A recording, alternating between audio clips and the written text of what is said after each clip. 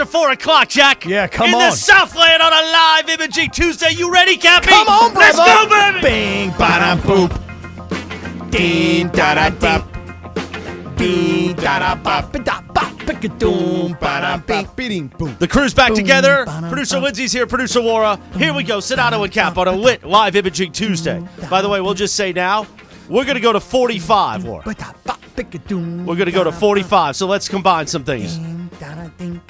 And if we have a live that we got to stick in, we'll do it in the middle of the segment. Okay, then Cappy, you're going to do that Subaru live around 4:32. Am I really? And then Shenanigans will do that other one around 4:44. Live producing live on the air, Jack. All right. You let me know. It's been a while since we've all been together. It's been a while. You just prop me up and tell me what you're back. going to do. I forgot my phone. Oh, that's important. Whoa. Well, we got to get the first Nerf gun shot of the day. Yeah. Mm-hmm. Good to see producer Lindsay back with us. Yes. Linz, welcome back. What's up? Thanks. What's up? How about your Browns? That's what's up. I know. I know. Right? Browns are the best team in the AFC North. And Deshaun Watson is the best quarterback in the division. Come on. Best team in the AFC North not named the Ravens. How about the Bengals? Or even the Bengals. Yeah. I don't know. I feel like, I don't know. We'll see this weekend because they're going to play the Ravens. But, I mean, that is the toughest division in the It NFL. is the best division. All 4 teams right now would be in the playoffs. By the way, did you hear earlier we have locked in the date for 2024 Pickleball. The Pickleball Madness Tournament will happen on Saturday, March 23rd. Put it in your calendar now. I'm doing it. It's also Steve Mason's 59th birthday and the 20th anniversary of Mason and Ireland on 7/10. Wait a second. What? That's a good weekend because I'm going to be gone the following weekend. Oh, beautiful. Yeah. You say it's Saturday, March what? 23rd, 2024. Oh, really? Yeah. Why? We got something? Well, I'm just looking on my calendar. I got a couple things going on that day. Sure you do. I'm pretty booked up already. Uh-huh. March of 2024, as organized So I as I am. think this year we should just let people play. I'm not going to get into the No, go I'm just ahead. saying. Go ahead. Let's explain it to let's him. I'm not going to get into the fundamentals right now. No, now is the time. Let's hash this out. Let's do you bring this. it up. We're Let's gonna workshop talk this it. thing on the nor air. am I really the person to deal with it. Okay, who is then? Who's the right guy? Yeah. Who's the decision maker It's around actually here? the pickleball people that we'll have many meetings with. Well, let me tell those pickleball people Here's something. what we're going to do. We're going to do a station thing Okay. amongst the station people, and then let the pickleball people play the pickleball people. No, I agree with that. That's what I'm saying. That's it. What's wrong? What's wrong, Laura? Did you take one of my cough drops? Oh, you got to be careful with those. I use 100 proof cough drops. Oh, the Vapo. I use Why, the Vapo what rub. happened? Vapos are good. Vaporub? What the bleep Vaporub. is Yeah, this? Vaporub. That's No, going to it's open delicious. up the chest, the throat, I was everything. like, It's I delicious. felt Actually, ice. give me one. Yeah. I felt ice, and then it just went to my nose, We- and I had to sneeze, Listen, we and use- then I'm going to get one. I'll be we right use I the got pro- you. I got you. We use the professional grade right here. What's the story here? What's You've going never on? had one of my Vapo rub ones? Vaporubs? Sedano was using them last week. Yeah, I know. He needed them. See, the Vapo Cool. Vapor cool, huh? But put one of those in your mouth, Cappy. Feel the evanescence. Nah, I'm not ready yet. And the effervescence. I got a whole bunch of dark meat I'm planning on putting Yeah, down where here is this our afternoon. California Chicken Cafe order? You know, The great Stephanie Alexander helped us with that. And Cappy only said in the room, our little prep room, hey, I want the dark meat. He said it 55 times. I'm like, we got it, Cappy. yeah, I like the dark meat. That's what I'm all about. You know what I'm saying? I feel that. Can you feel me on that? Right? Definitely. Right? Dude, these things are insane. No, they're good. They're Did good you for put you. one They in? open up Did you open it up, Cappy? Nah, I'm not into it right now. I want my dark meat. See, here's the thing, George. Go ahead. We can't be eating pizza every time we're all together. So I want to get into this because Yeah, last that's why I Thursday had night, salad today. the last Thursday night on the way back from Yamava, Yeah. Cappy looked at me and said, "What are you doing to yourself? You're disgusting." Then Rachel called and he said, "Rachel, isn't Chris disgusting?" And Rachel has been waiting for this. Oh, yeah. Like that movie, The Hunger Games. She's had the bow and arrow ready. Yeah. By the way, you know Lindsay used to own a crossbow. I didn't know that. And she put that, what is it, arrow? Right into me. There was blood and tears What on did those, she say, Rachel? on I those don't Cappy recall. caddy seats. what did she say? I don't The remember. smooth Corinthian leather. What did she say, Rachel? She What- just basically agreed with you at everything. And she's like, how are you going to ever find somebody to love you if you don't love yourself? That's it right there. See, that's the main key right there. So Chris has not loved himself recently. Right. And he feels like he's fat, okay? And he doesn't feel good about himself, and therefore he doesn't love himself. Yeah. So what I said to him was Okay. this. I said, hey, man. Yeah. And I said it just like that. Did you Like, say, hey, "Hey, man. Jack"? I said it like Sammy Davis. Hey, man. I was like, hey, man. Yeah. Hey, man. Yeah. I love you, babe, okay? Yeah. but I'm quelling over here right now. Oh, really? Okay. So I said, I go, come on. I go, what are we going to do about this situation? All we talk about is eating pizza and how disgusting we are. Pizza's good, though. But why don't we do something about it? Right. So today you're having Today we've decided. Chicken Cafe, whatever. California Chicken Cafe. Right. California Chicken Cafe. And it looks fire AF. Fire AF. I'll tell you that right now. And then here's the other thing. On Sunday, I started fasting, and I was going to go 36 hours. Yeah. But Sedano, based on the 9 weeks, the run I've been on, No, you can't do that. 4 hours in, I was scratching the wall. Yeah, you got to start slow. So I did 16. Right, do 16, But then I- work to 18. I posted a video from the pirate ship in the backyard go and 20, talked about, like, hey, I don't feel great, blah, blah. Rachel slid in the DMs to say truth to everything in this video, insulting me yet again. Wow. Oh, wow. I didn't know that she insulted you. She slid into his DMs. She slid in the DMs. I don't have to a problem with insult that. him. No, I have no issue with that at all. Yeah. Now, Well, because you get insulted by him all the time. well, right, and Yeah. and he slides into my DMs. Yeah. You know. By But the way, we got the Sunday Swagger unveiling coming up around 4:50ish. Is John the Brick joining us? Yeah, 5:15. The John the Raiders Brick won. is here today. Well, I mean, it was Oh, the today Raiders' is last Tuesday. stand. You know what Yeah. I mean? I mean, he's forgot. on every Tuesday. Yeah, that's right. It is. Well, it was Tuesday. Thursday last week. Yeah. Well, it's Or was it Well- Wednesday? That doesn't matter. Yeah. really So, doesn't. John the Brick is going to join us. We got to talk about this Laker game. Okay. Go ahead. Everybody was freaking out at the end of this game yesterday. Like what? Like who? Everybody on social media was going nuts About what? about LeBron passing the ball to Cam Reddish. Okay, I understand that Why do you understand it? because he's LeBron and he's Cam Reddish. Okay. And I'm LeBron. I've got the ball. I'm in the paint. I'm close to the basket. I'm the team. Shoot the ball, LeBron. No. You have two guys coming at you. Two all-NBA defensive players are coming up. First of all, you got one guarding you from the beginning, and then the other one in Adebayo comes sliding over. Like, the guy's wide open. You are a professional basketball player. There are only 450 of these jobs on the entire earth. You should be able to hit an open shot, man. Okay, let me ask you a question. Man, you should be able to hit an open shot. Hey, man, you got to be able to hit that, man. Exactly. Okay, you got to be able to hit that shot, I got to tell you, you got to hit that open shot, Okay, babe, you got to hit that shot. The fact that we okay? worked a Rat Pack bit into our library of bits is amazing. I'll tell you, I'm going to do a little Rodney Dangerfield. You're going to be disrespected until you hit that open shot. All right, so wait a second. Here's a question for Yeah. you. So what do you- LeBron made the right basketball play. Okay, what do you suppose Cam Reddish's like shooting percentage? Oh my God! is? This year he's shooting 15% from three. Okay, so But it doesn't matter. It's a wide open shot. wide open. right, Cappy. right. I understand, but if I said to Cam Reddish, with nobody on the floor, Yes. take 10 shots from that exact same spot, how many does he make? Well, what percentage was it? Hold on, 10 in like in practice? Yeah, in practice. Oh my God! In practice, he probably hits like 8 out of 10 or 9 out of 10. Okay, great. So leaving room available Right. for a couple of misses, right? So if I'm LeBron James and this is my team, Yeah. okay, because remember, AD's already hurt. You know, his hip is all spazzy. We'll get to AD in a okay? second. Yeah, It's spazzy. Yeah. That's what he said. He goes, it's spazzy. He I'm like, blamed Jaime Jaquez too, UCLA's own. right. It's his fault. That kid. Called him Jaquez. Oh, really? How dare he? Says, I think that's how you say his name. Yeah. So LeBron gets the ball, is driving into the paint.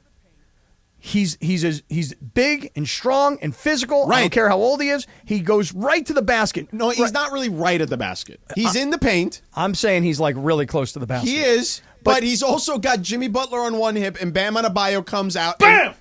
Right, and gets right in front of him. Okay. Let me ask it Those this are way. two of the Actually- best defensive players in Okay, the sport. Before you ask it that Yeah. way, could you tell us about Subaru? You want me to do it right now? That's what Yeah, I already. Look, I LeBron drove to the basket, and you tell us about how you're driving with Subaru. All right. and then very we're going to good. get back to your analysis. All right, let me start off by welcoming Subaru back to the show, okay? These are amazing people. We've spent a lot of time with the Subaru folks off air to bring them back onto the air, so we're really happy about it. And now, what I want to tell you about is the first electric-powered SUV that is a Subaru. It's rugged, it's versatile. It's kind of like, you know, all things that are Subarus. This is the Subaru Solterra. George, I'm going to be driving one of these Subaru Solterras. See. Okay? And I may have to come over to your house and charge up a little bit because now Okay. that you charge, I'm going to charge. You Yeah? feel me? Okay, great. You can charge each other. That's a really, really solid idea. This is an incredible car. The only reason I know that is because I've been in them, I've test driven them, but now I'm actually getting one so I can drive back and forth between downtown LA and South LA. All the technology that you would expect in the brand new Subaru, and really Subaru is all about lifestyle. So if you're planning on going to the mountains, or if you're planning on going out to the desert, or you're going to pack the kids in the car because you got to take them to a soccer game, Subaru is the vehicle for you. The 2023 Solterra, the first electric-powered SUV that is a Subaru. And you know about Subaru, right? Love. Yeah. You've heard about this? Yeah. It's You're big on love, Cappy. Well, it's what makes Subaru a Subaru. Right. Which is now electric. Yes. Just so you know. Beautiful. Sedano and Cap continues right now. So you wanted LeBron to try to finish over two of the best defensive players in the sport when he didn't have the right leverage. I guess what I'm really saying is this. I mean, he tilted the defense towards him. Yeah. There was an open man. The most efficient shot from distance in the NBA is the left corner three. It's the shortest shot of all the three-pointers. Well, I mean, the other corners too. But that, for whatever reason, that left side is the one that has been proven to be the most efficient over a decade. So if you're going to hit an open shot from distance, that corner is the corner to hit it from. I guess my perspective on it is this. This is LeBron's team. Yeah. And to me, you win and you die with LeBron. But and why? So, but his he- decision was, so you would rather, okay, this is like, okay, let's say you're driving a car. Speaking all right, of Subarus. I'm going to drive a Subaru Solterra. Right, you're driving a Subaru Solterra. It's electric, by the way. Yes, I understand. In traffic. Okay. And you are trying to get off the freeway. You're not paying attention. You're on the phone with Chris, who's complaining to you about how Rachel slid into his DMs. That's not usually what he complains about. And you Don't start. You miss an exit. You're about to miss the exit. Right. You're one lane over. Okay. But there's like barely a space for you to get by. Mm-hmm. You either have to punch it and get through that space and try to get off, or you know what you say? I'm going to make the right decision here, not put anything in harm's way, and I'm just going to get off on the next exit and just come back around. Yes. This is a great analogy. Right. That's what LeBron did. Okay, well, here's he instead of trying to power his way through two defenders who are great, he said, "Oh my God, there's an easier option, a wide open guy across the court from me. I'm going to hit him in his shooting pocket so he doesn't have to flinch." Like he literally grabs and goes into his motion. And it was a wide open look. No, there's no ifs, ands, or buts about it. You are a professional basketball player. You have to hit that shot. What is the percentage of guys hitting that shot? In the NBA? Yeah, last second shot. Probably nearly 40 or 50%. That's my point. Yeah. So that means that half the time they make it and half the time they miss it. Right. Right. So what I'm saying is this, is that I would rather live and die with LeBron. And if LeBron goes to the basket and doesn't make the shot, I live with it. Because I'd rather have the ball in LeBron's hands than Cam Reddish's hands. That's easy for you to say. Yes. And then what happens is, very easy. On the internet, when let's say he does do what you say, okay, where he's going to try to fight through Jimmy Butler and Bam Adebayo, okay, try to throw up a shot at the end, which, by the way, here's the other part of the equation. Since you're going up against two all-world, all-NBA defenders, you're not going to get a whistle there because they're going to get the benefit of the doubt because there's two of them, number one, and they're both guys who have a reputation for being excellent defenders. So it's a doubly dumb idea to try to force a shot up there. But let's say he does and he misses. Then it's, why didn't he pass it to the open guy on the floor? So wait, are you saying that the reason he chooses to pass the ball is so that people don't rip him just in case he misses? He made the right basketball play. So again, we can talk about what is the right basketball play and what is not the right basketball play. For me, Cam Reddish is a guy who's new to this team. He's not particularly accomplished in his career. He's not known around the league as a laser.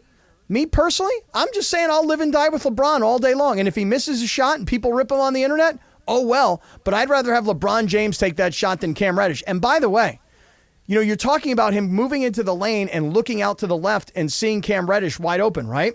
Okay?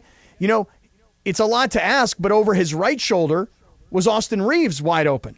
And I'll tell you something. Well, that's a tougher pass to make. Okay. Because here's the thing. If just physics will tell you, he's driving to the basket the way his body is contorted. Understand.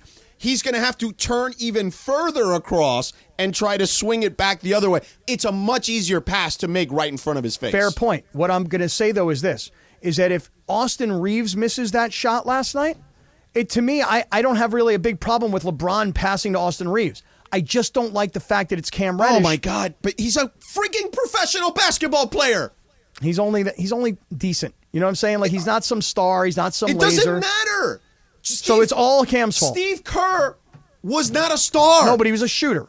But Michael, it doesn't matter. Like, by the way, okay, fine. He was a shooter. It doesn't matter.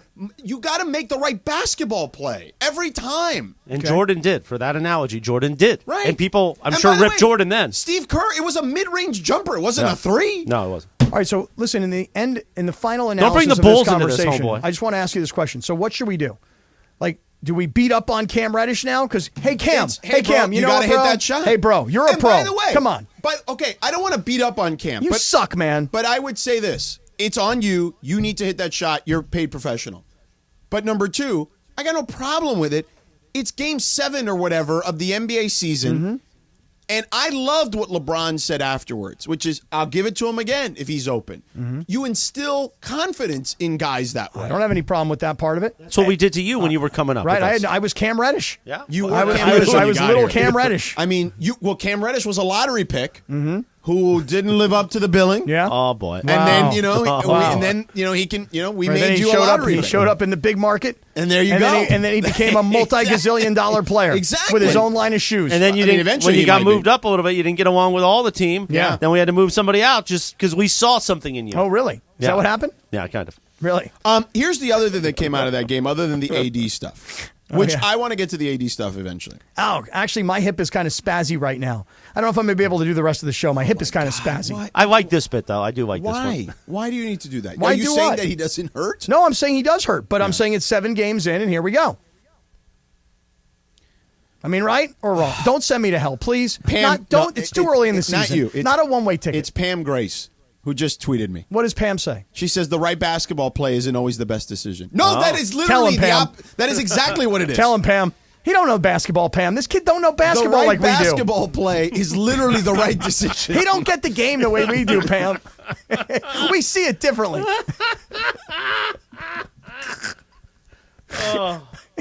Man. So anyway, the other thing that came out was, and man, I was up early this morning, How early?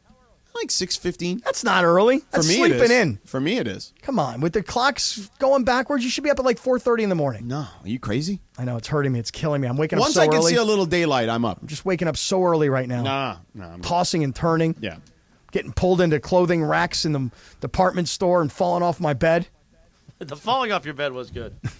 Still got a bump on the back of my head. So go ahead. You're up at 6:15 this morning. What happened? So I'm watching the get up and first take and all that stuff, and I guess LeBron. There was a quote yesterday from Shoot Around because I saw Dave McMiniman posted a story about it, and it was somebody asked him about his time there with the Heat and Riley and them, and he kind of went into this like whole thing about.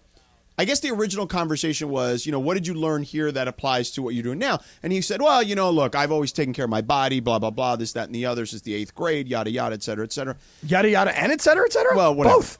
He didn't actually say those. Oh. I'm no longer quoting Okay, him. I'm gotcha. paraphrasing. This is now paraphrasing at Yes. this point. So then he then went on to say that that he'd still be him even if he didn't go there. Like as in I'm him? Yes. And he said he'd basically still be as dominant as he was, or he'd still be the same player if he never went there. So if he doesn't ever go to Miami, if he doesn't win a couple of championships, if he doesn't play under Riley or at least under Spoelstra And play Riley's with Wade system, and Bosh and and if he all does, them. if he never goes to that Miami, he'd still be the same guy. Here, All you right. want the exact quote. Go ahead. He said, I didn't need to learn it here. I didn't learn anything from that. I've always taken care of my body. Right, I've been that's the part I stretching, said, yeah. icing, blah, blah, Yeah. blah. I would still be at this level no matter if I would have come here or not. So, Sedano, you got to be torn here. oh, this A is, little bit, because that's yeah. outrageous to say Yeah. that. No, it is ridiculous. I mean, on From one Pat hand, Riley and Spoles, you didn't learn right. anything? I mean, on one hand, you've got Heat culture. I mean, they put it on the middle of the floor, and on the other hand, you got your love for LeBron. I mean, come on, this has got to be a massive internal conflict. I don't think. I also think we're doing Right? we're doing a little revisionist history here. Oh, we are? And I say this respectfully 2? to LeBron, Okay. but you went there, which he also said later in the quote, to win championships because you hadn't won one yet. And let's not forget that prior to winning the first one in Cleveland, the year he left, correct me if I'm wrong, Lindsay, Cleveland alert. People in Cleveland and in the NBA were Cleveland, this is for you. Were claiming that he quit on them in that series against Boston. Come on. And he did. He kind of did. I don't believe that to be the Okay, case. that's But nonetheless, hey, look, people say Kobe quit on the Lakers against Phoenix that one year. Stop. So Stop. whatever. Blasphemy. Whatever. It happens. But then that first season, when they win against Dallas, I have never seen him play as poorly as that ever. Forget about a game, for an entire series pretty much. Like those last 3 games, he was in another world. Like physically he was there, but mentally he was not there. So does he know you say this about him? I have said this previously. I mean, George, do you not want another post-game interview? I don't care, Cappy. Come on, yes, My you do. job is to do the job, okay? I mean, this is dangerous territory. What here. I would say is, okay, like, yeah, but you may not have enough. You may not have the championships, and to be in the discussion as one of the greatest of all time, you need the championships. So you needed to go there because here were his options. It was either at that time, the teams that he was meeting with in the summer of 2010 were the New York Knicks. Come on, let's be real here, okay? He's not winning a championship with the Knicks. All right, Amari Stoudemire's knee went out like 6 months later. I know, okay? it's LeBron. They're not winning a championship with the Knicks with that roster. Not happening, okay? Chicago Bulls, now that one's great, but Derrick Rose also blew out his knee. Let's not forget that, a year later, okay? I remembered. So then, no, you didn't. Then it was the Clippers? Come on. Come on, why? Come on, Clippers, please. Are we serious? Come on, Clippers. Really? No way. Come on, what are you guys going to do? Get James Harden after that? No, the Clippers, he was not winning a championship with the Clippers back then with Donald Sterling. Come on, Donald. That was not happening. Come Okay? on, the Donald. And then Cleveland, which he was clearly not going to win there with the group that he had at that time.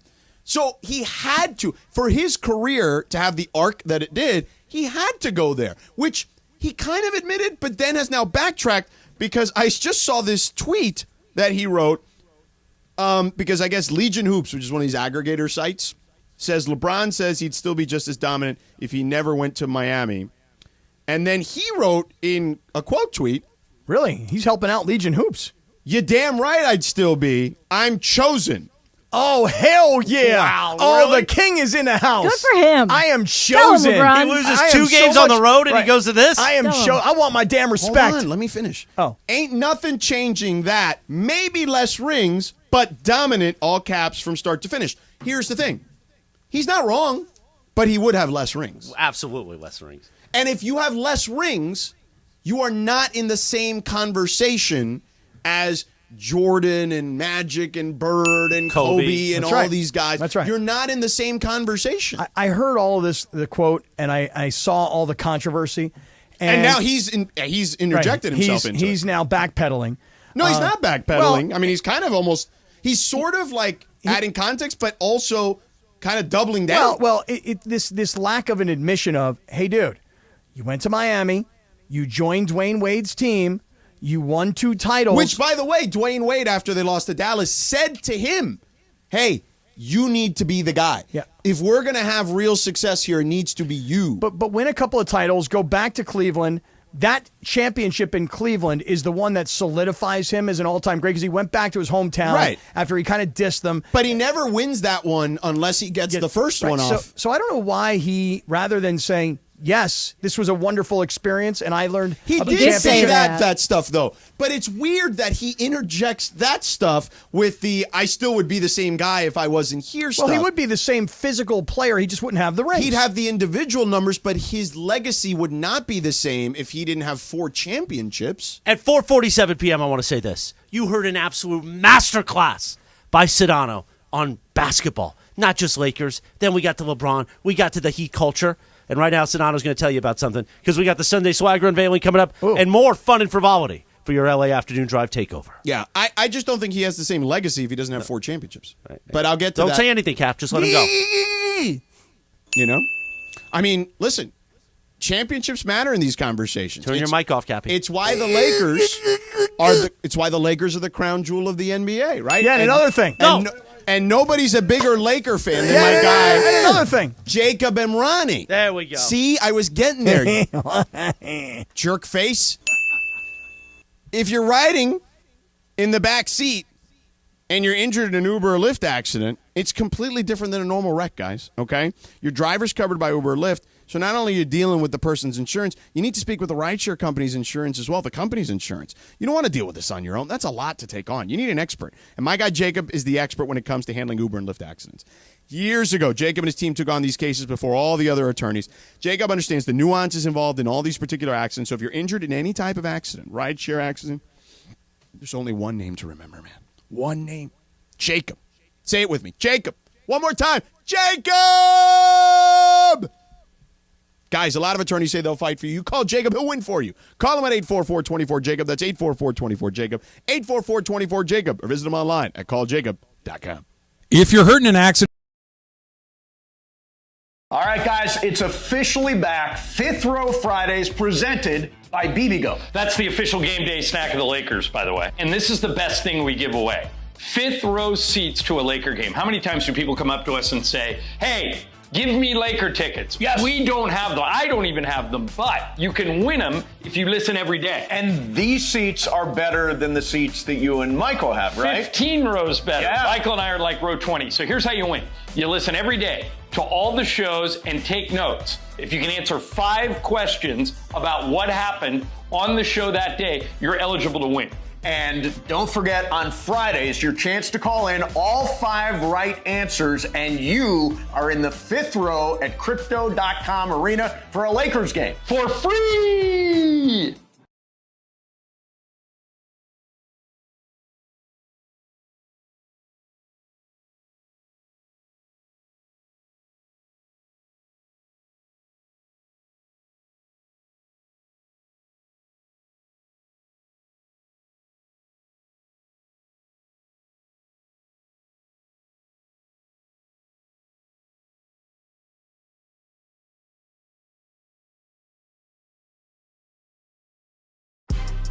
Big news, Laker fans. John Ireland here. You can now stream every Lakers game on the ESPN LA app. Don't miss a second of the action with Michael Thompson and I on the call. Plus, all your live and local Lakers talk every day in the palm of your hand. You're one tap away from everything Lakers. You could even win Lakers tickets. Download the ESPN LA app and bam! Download the ESPN LA app at the App Store and Google Play.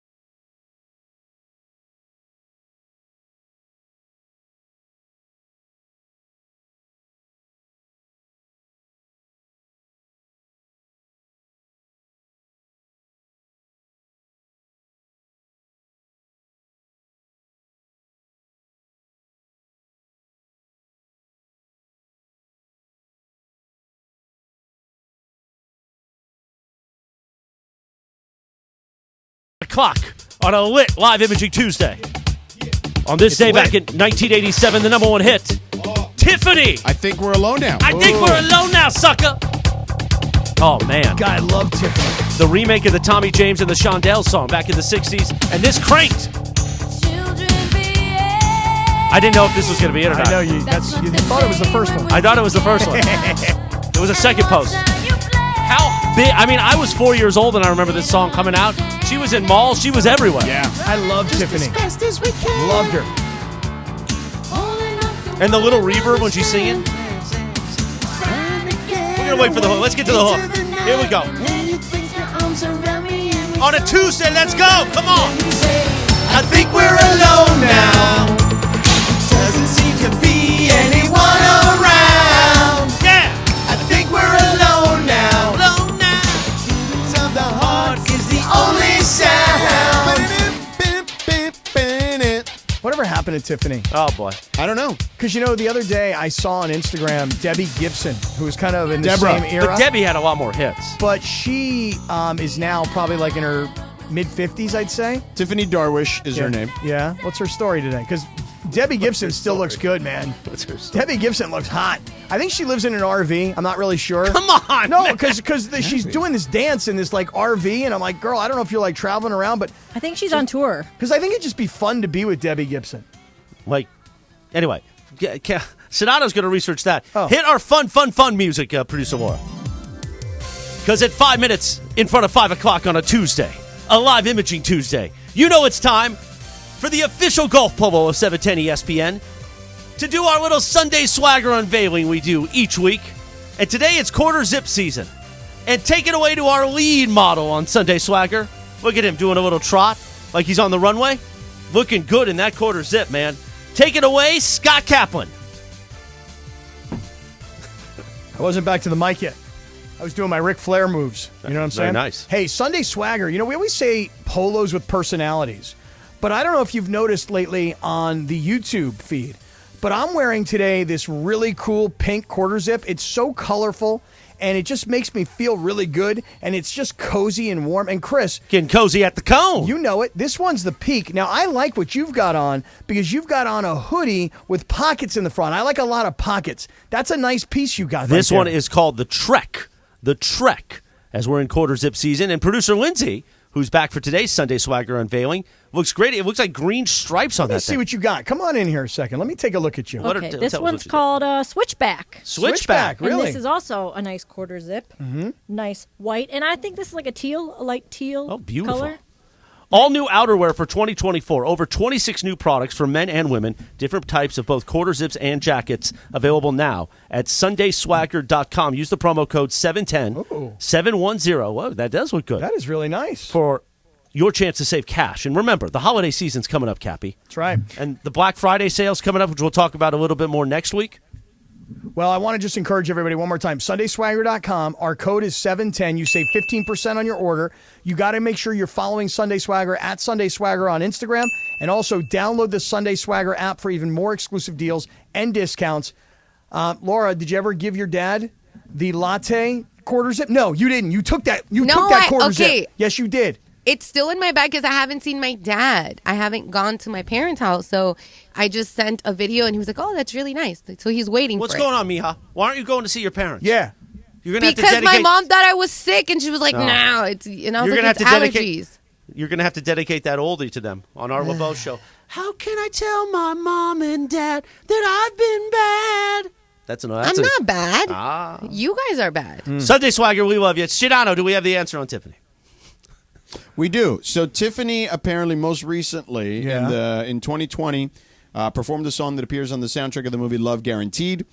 She also released her first original Christmas single that year. She's still released a couple of albums. How old is Tiffany? Come on. I think he said older. 52. 52. Yeah, All right. Yeah.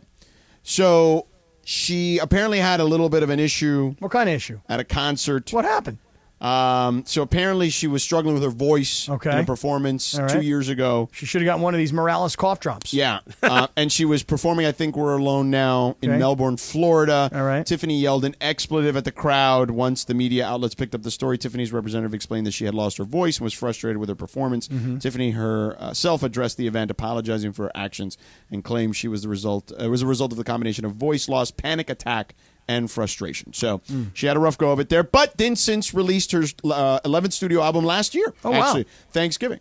So she is still making music. Good for her. Hey, if anybody who's listening right now knows Tiffany, and I'm sure we know somebody out there because there's millions. I mean, and we've millions had Lisa Loeb on the station before. Saying, hey, yo, somebody The tell old morning Tiffany, show. tell her we're looking for her. Tell Tiffany we're looking for her, and we'd like her to come into the studio. I could be wrong, but I feel like there was like a behind the music on her at one point, and she like made it a point to be like, "Oh no, I'm not. I'm like out of that.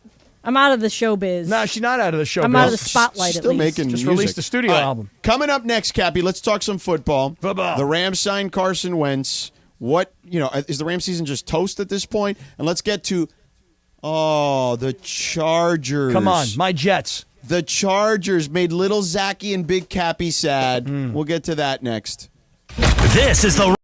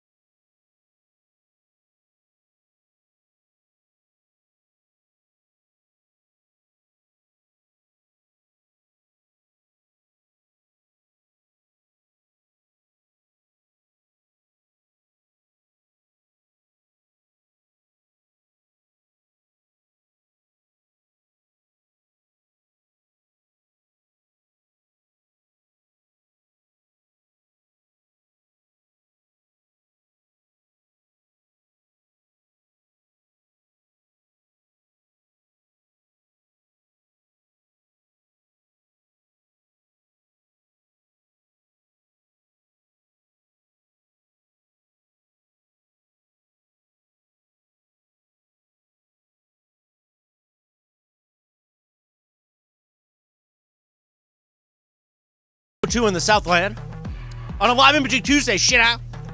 We finally got our California Chicken Cafe. Excuse me. Cappy's got the dark meat, and I got the nice Caesar wraps. Yeah. And I don't want to eat with us. Well, I already had a salad. I didn't know if you guys would actually go through with this. And then he was just like, you know what? Just forget it.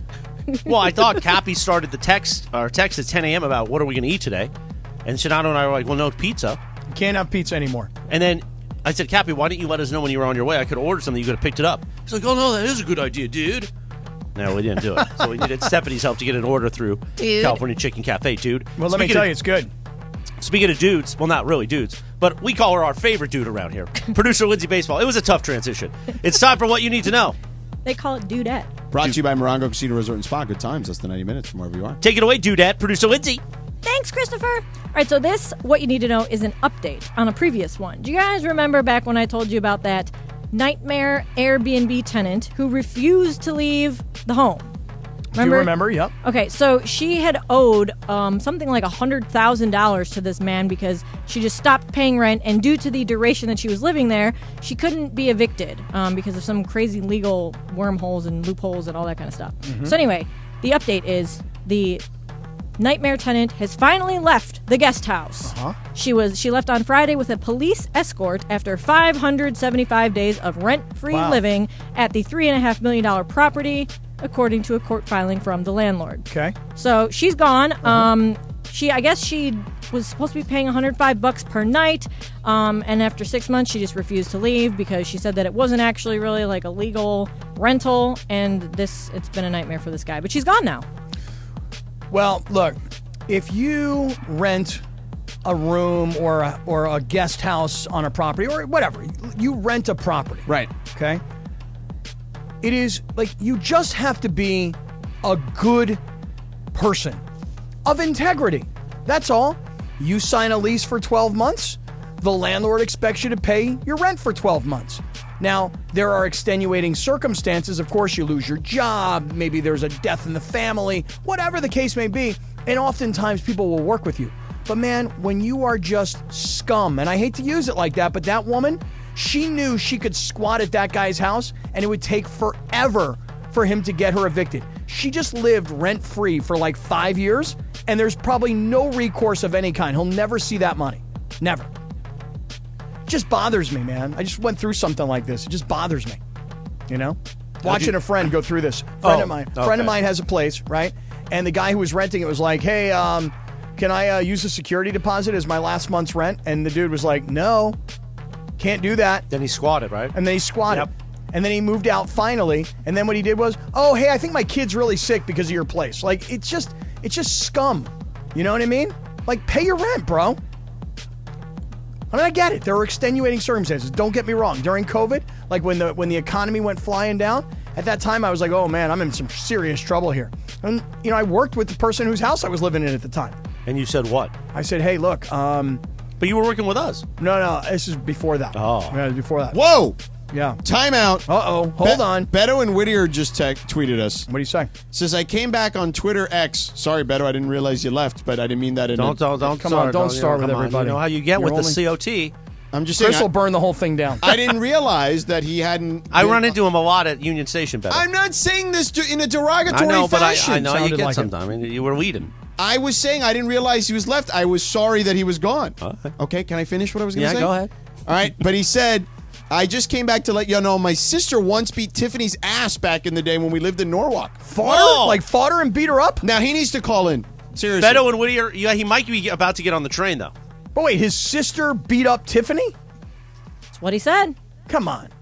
I've opened up the lines, Beto. That's what we needed to know, man. Yeah, that's what we needed to know. Now everybody's going to call and be like, so, yeah. No, we know who he I know what he Beto and sounds Whittier. like. We know we know the name of his wife, so we'll quiz you. Right. And yeah. if you've ever beaten anybody up who's famous like that, you should probably call. Yeah, Beto and Whittier needs to call right now. I opened the lines just for you. We never open these phone lines. These phone lines have been closed. I don't even know if they still work. No, they do. Here, No, the other shows use them. Oh, that's right. 2 o'clock call of the day. Not B. You know, a guy that I used to date beat up one of the, was it Jake Paul or one of them? Went to high school with them. Yep. Beat him up before he became an MMA fighter. What about the guy that you beat up at the cafeteria? That still comes up probably once a year on Facebook memories. Really? Yeah. Like this is the day that I won the belt? I posted something and somebody commented on it, and now people, every year it comes back. It's kind of chocolate milk champion of Cleveland? That's right. Guys. That's right. Sorry to interject. That was a weird guys. Well, I'm telling you, my voice is weird right now. Pero porque tienes catarro. Sí. Mientras we're waiting for Beto, right, to call, where the hell is Funchy? Because he has a very weird story that happened to him yesterday when he was answering the phones during the Lakers postgame. Okay, Funchy can come in here and tell us that I don't know where Funchy's at, but he has to tell you guys. Beto and Whittier has said that it was Nettie Waite Middle School around 1985, I think, right before the peak of her powers. Really? And did your amazing. sister pull on her red hair? Well, we'll find out if he calls in. Mm-hmm. So. Getting a lot of compliments. I just want to say to everybody who's watching on the YouTube right now, a lot of compliments coming in for this Sunday Swagger quarter zip. How about the compliments you got when the Chargers won yesterday? That didn't go so well for me. They beat the Jets. I know. Come on. They beat the Jets and the Bears. The Jets had just won 4 in a row or so, 3 or 4 in a row or something like that. They beat the Little Giants. Zachy. You were so excited about Little Zachy. Well, let me Big tell you Cappy, all excited about Little Zachy. Well, Little Zachy last night, look, he's the starting quarterback, so that's what everybody focuses on. But the fact is, the Jets are horrendous. And I couldn't even believe what I was watching. You give up an 87-yard punt return and you put yourself in a hole like that. You knew your offense couldn't score. You knew you likely needed your defense to score, and you've just given up an 87-yard punt return, and then to turn around and hit one of your best wide receivers and have him fumble. And then you look at Joey Bosa and Khalil Mack. I'll give credit where credit is due. That Chargers pass rush last night looked really good. But guess what it looked good against? An offensive line that was missing its right tackle, its left tackle, and its center, and its 2 guards were injured. So, I mean, look, if the Chargers can't Wait a second. good, The Jets' offensive line wasn't that good even when they were healthy. 100% right. So think about what you're saying. The Jets' offensive line wasn't considered good coming into the season. Now you're just trying to diminish the Jets' defense, though, has been one of the best defenses in the league this year. That's right. And they took care of business yesterday. Oh, yeah. Now, granted, they had 2 scores on defense. I get that, but they still beat them 27-6. Yeah, but look at Justin Herbert, for example, right? Was Justin Herbert good last night? No, because the Jets' defense was really outstanding. But they still won. They found a way to win. When every statistical category favored the Jets' time of possession, so what? rushing And yards, they won. passing yards. Right, they won because the Jets' offense is pathetic. And when I say pathetic... Wait, but you weren't saying they were pathetic for the last 3 weeks? No, I wasn't. But last night I got a chance to watch like every part of that game, and they were horrendous. Right. They were horrible. Right. But the Chargers pass rush, listen to what I'm saying. But when it fit your narrative to, like pump up little Zachy because you thought that was cute. Right. You were raving about him. Right. Well, I am still raving about him. Obviously, I'm all on my own on this one. But when you have an offensive line that is as beat up as the Jets, and to your point, coming into the season, all the criticism of the Jets was you spent all this money on Aaron Rodgers, but you did not improve your offensive line. Troy Aikman actually said it during the broadcast last night. He said, if Aaron Rodgers was playing quarterback for this team, they'd be better, but I'm not really sure how much because that offensive line was terrible. Their receivers fumbled balls. Their offensive line couldn't hold anybody so that the fumbles were happening at the quarterback position. And, George, the number of times that the Jets picked up a first down only to have it evaporated by a penalty, I mean, they are offensively one of the worst teams in the entire NFL. Oh, no, really? Yeah, it's horrible. That's a shocker. Cappy, Yeah. You know what they say, Tell that me. great quarterbacks find ways to win. Yeah, Zach Wilson's not a great quarterback. No, but Justin Herbert? Justin Herbert did. Could he be? Could he be a great quarterback? You are just twisting yourself in a pretzel to not give them any credit No, on I am anything. giving them credit. What are you giving them credit I'm giving on? the defense a lot of credit.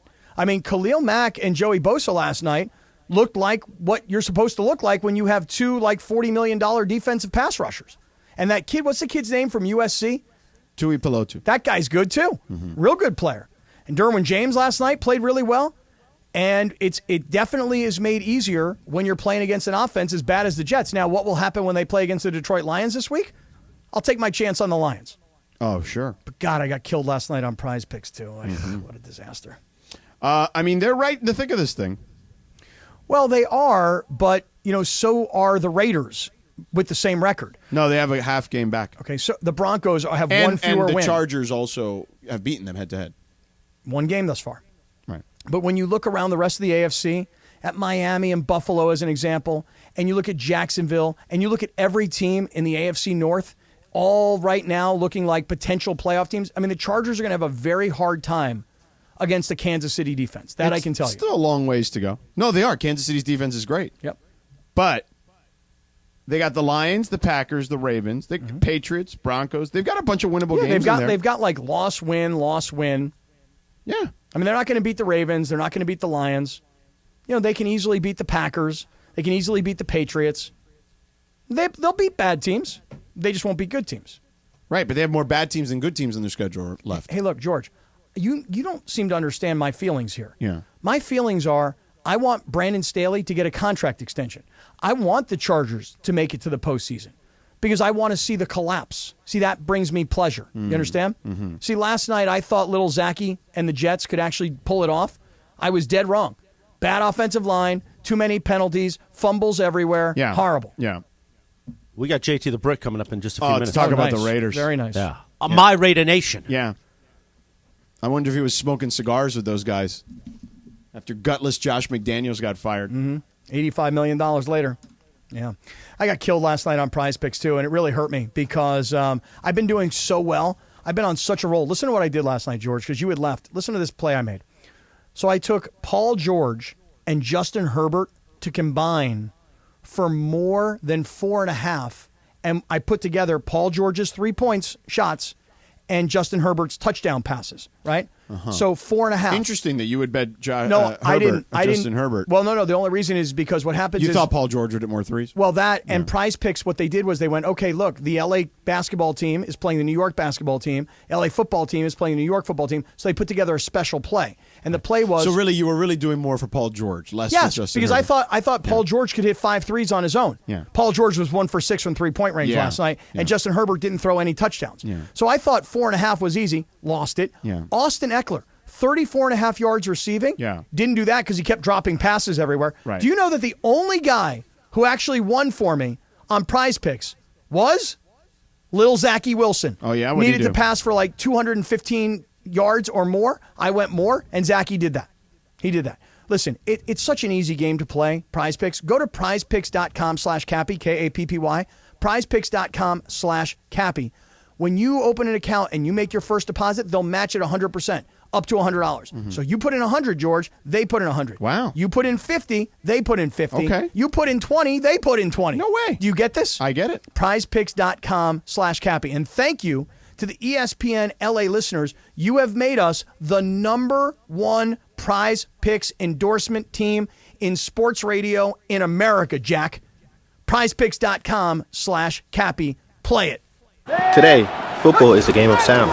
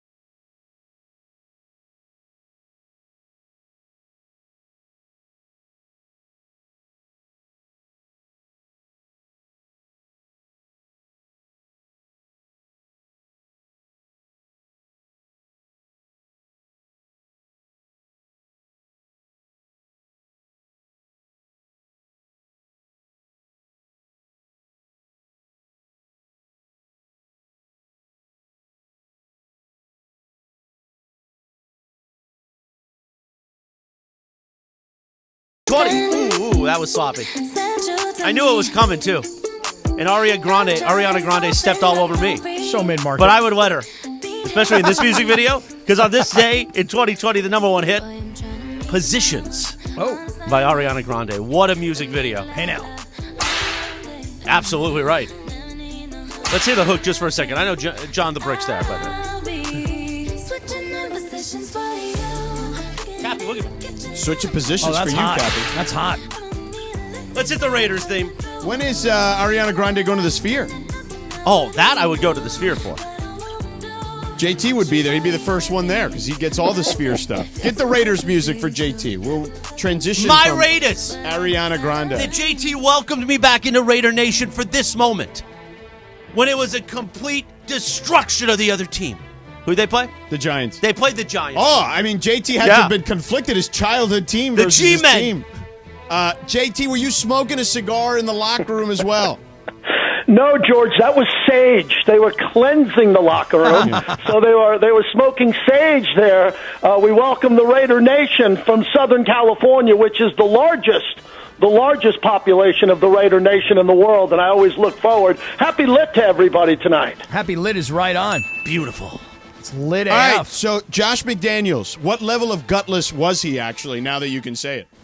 Well, I can say a little bit more now. We're radio guys. We all came up together. The team was not responding offensively. It all started when I came on with you after Chicago. It was basically the end. After Chicago, when they couldn't beat Tyson Bagent, didn't show up, had no energy, then went to Detroit and had 3 completions in the first half of that game. That was pretty much the benching of Jimmy Garoppolo. The team meeting was accurate. No one was in there. Max Crosby won't tell the details. It seems like Jay Glazer was in the meeting and Ian Rappaport. Not that I know of, but everybody said it got heated. It was an open discussion. It affected McDaniels. He wasn't the same at practice that day. Players were having open dialogue with Mark Davis, true, either out at night, at dinner, or in the building. And Mark took it all in and said, this is over. I'm not going to wait much longer because he wants to salvage the season and give the Raiders the best chance to win. Yeah, the Jay Glazer report on Sunday, Jay didn't say it, but I could hear it, which was, hey, I spoke to Antonio Pierce because I've known him for the last 20 years, and he told me this story. And this is the story that I'm reporting to everybody else, which was in a team meeting, Josh McDaniels asked Antonio Pierce, hey, will you talk to these guys, please? And then afterwards, when Antonio Pierce told everybody, we got to have our own culture, a Raider culture, not a Patriot culture, I guess Josh McDaniels went over to him afterwards and said, don't ever insult the Patriots like that. I mean, come on, man. Get out of here. That's what Jay Glazer I know. reported. I believe Glaze. I don't think there's any question about that. But I'm saying get out of here with Josh McDaniels. This dude should never coach a Pop Warner team again. He'll coach, but he'll only coach for Belichick. Well, let's hope he coaches guys who could take some of the juice off of what Mark Davis has to pay him. Mm-hmm. Remember, you guys know how it works. You've been around a while. The amount of money he's owed and Dave Ziegler's owed is a lot of money, and the McDaniels will never make that much money again. And I wish him well. He was good to me, but I can tell you this much. He's going to get a job, and when you do the division on what he's owed and what he's going to get at the new job and subtract it out, the guy doesn't have to work a day in his life again. I think he'll be a coordinator somewhere down the road. Robert Kraft seems to take back all the former Patriots at some point or another. That's right. That's exactly right. That's what will happen. He'll go back to work for Belichick as long as Belichick is the coach of the Patriots, and he'll go home, and he'll go back to the same role that he had. And he's an unhireable guy as a head coach in the NFL. He'll never, ever get another chance to be a head coach in the NFL, and I feel real confident saying that. Yeah, I'm not gonna debate you on that. You didn't have me on to talk about the Patriots. Today you had me on to talk about the Raiders. Let's go with the win over the Giants, the Big Blue Wrecking Crew. They were up 27-0, guys. When the last time that happened in Raider Nation? 27-0. They called the dogs off. Floated to the finish line, trying to keep everybody healthy. Now it's on to the Jets Sunday night, prime time at Allegiant Stadium.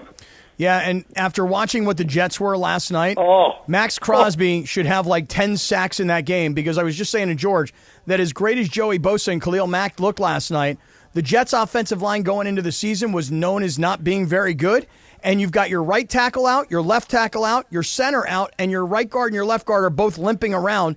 So that offensive line was a disaster last night, and Max Crosby should be all ready to go, JT, on Sunday night. Yeah, you should have the sound. I mean, come on, it's a lit Tuesday. Troy Aikman lit him up on the late SVP, lit him up during the broadcast. That was one of the worst football games. And again, guys, I've been off by this much. As Looney says, you can't see my fingers, this much.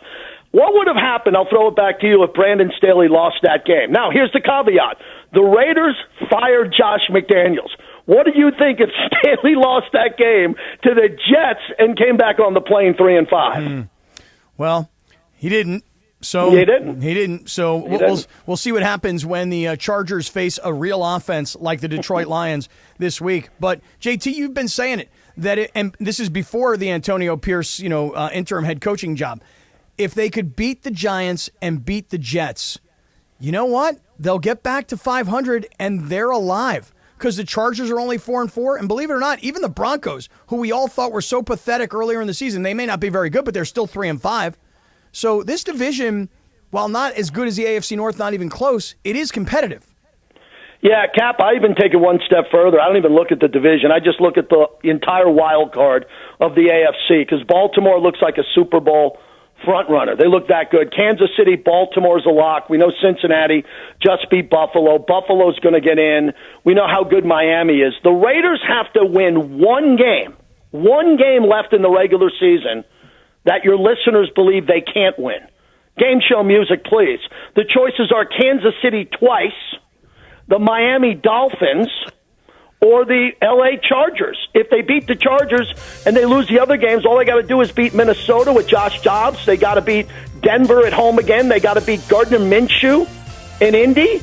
I mean, the Raiders got some wins, Raider Nation. They got some wins on the schedule, but they got to, and me and Sedano are going to have a ballyhoo when we go over this one. It's the Raiders at the Dolphins. If the Raiders can just get the offense going, which is going to be tough to do against the Jets. Jets have an elite pass defense. The Raiders need to be rolling because the Dolphins are coming off Frankfurt and a loss and their bye week, as Las Vegas has F1 Formula One, and the Raiders fly to Miami to take on the Dolphins right after this Jet game. Look at JT calling for sound and it's great. music. That's awesome. By the way, I'm contemplating a last-minute jump over to Vegas for F1. Don't do it. No, I'm thinking about it real hard. Yeah, let me fill you in. I got breaking news. It's I got breaking news on F1. Yeah. F1, they bit off a lot with this baby. It's a 10-year deal, Cap. I'd sit out year one because the traffic starting about a week ago till now, the strip is being shut down this week. No strip for almost a week and a half as they do the final paving for F1. Brings in more revenue than the Super Bowl or anything here in Vegas. But the tickets, they scared everyone away, man. They scared everyone away and told everyone $10,000, $8,000, $20,000 rooms. And a lot of people checked out on this one. So you can get a deal if you come in late. Don't let F1 scare you away from Vegas, but it might be a little bumpy. Yeah, it looks like Cappy they're not really ready. Cappy doesn't want bumpy. No, I don't want bumpy. I want smooth sailing. Smooth. That's Cappy, what I want. Cappy, Smooth, baby. JT, I was told that you have a Clippers take you wanted to get off here. Did you? How about having the strongest Clipper take? How about having the strongest Clipper take in all of sports talk radio? Here it is. This guy's a bum. I'd bench his ass. I never would have moved him out of Philadelphia. I would have sat him down on the bench like he was a 9-year-old. And I was a dad, the dad coach. You know, the dad coach is always toughest on his son. And I'd say, you're gutless, you're a bum, you're not playing. You're going to sit here until the All-Star break, and then I'm going to trade your ass, or I'm going to ruin your legacy. This guy is the worst teammate in American sports. Taking up all of the American major sports. This guy's quit on multiple teams. I think it's a disastrous move. Can't believe Steve Ballmer did it. And no one is rooted against more so than James Harden as we're wrapping up 2023. This guy's a bum, and he's a disgrace to the great city of Los Angeles. Woo! Wow. I mean, I don't know. They're better than with him than without him, though. Let's not get that. You could say all that you want, JT, but don't let that get in the way of JT, beautiful sports. JT, don't let him talk you into that. Interview him. Sedano might have to interview him after a game winner. He wanted me to talk trash about McDaniels as he was the coach. I'll lay off that next time, George. I don't care. I just took not a shot, but I just went after LeBron for something he said yesterday. So I don't have any problem saying that. But they are definitely better with James Harden than without. And by the way, I argue that we don't know that yet because it's just about they're better on paper. And then last night when they tried to integrate the guy, you saw that Kawhi couldn't get the ball. They had to force it to him in the third quarter. Okay, Paul George was 1 for 6 from three-point range, and he didn't look like he was into it. I'm rooting for this whole thing to be a giant disaster, and that's my prediction. Well, I mean, of course. I mean, it's better for you because you don't care. You just want the anarchy. Yes, that's correct. Yeah. I want the anarchy. We like chaos. That's right. JT, what do you think about LeBron doubling down on Twitter, saying he'd still be the same player, maybe a few less rings, but still be the same? He'd have the same legacy, basically, without his trip to South Beach with Pat Riley.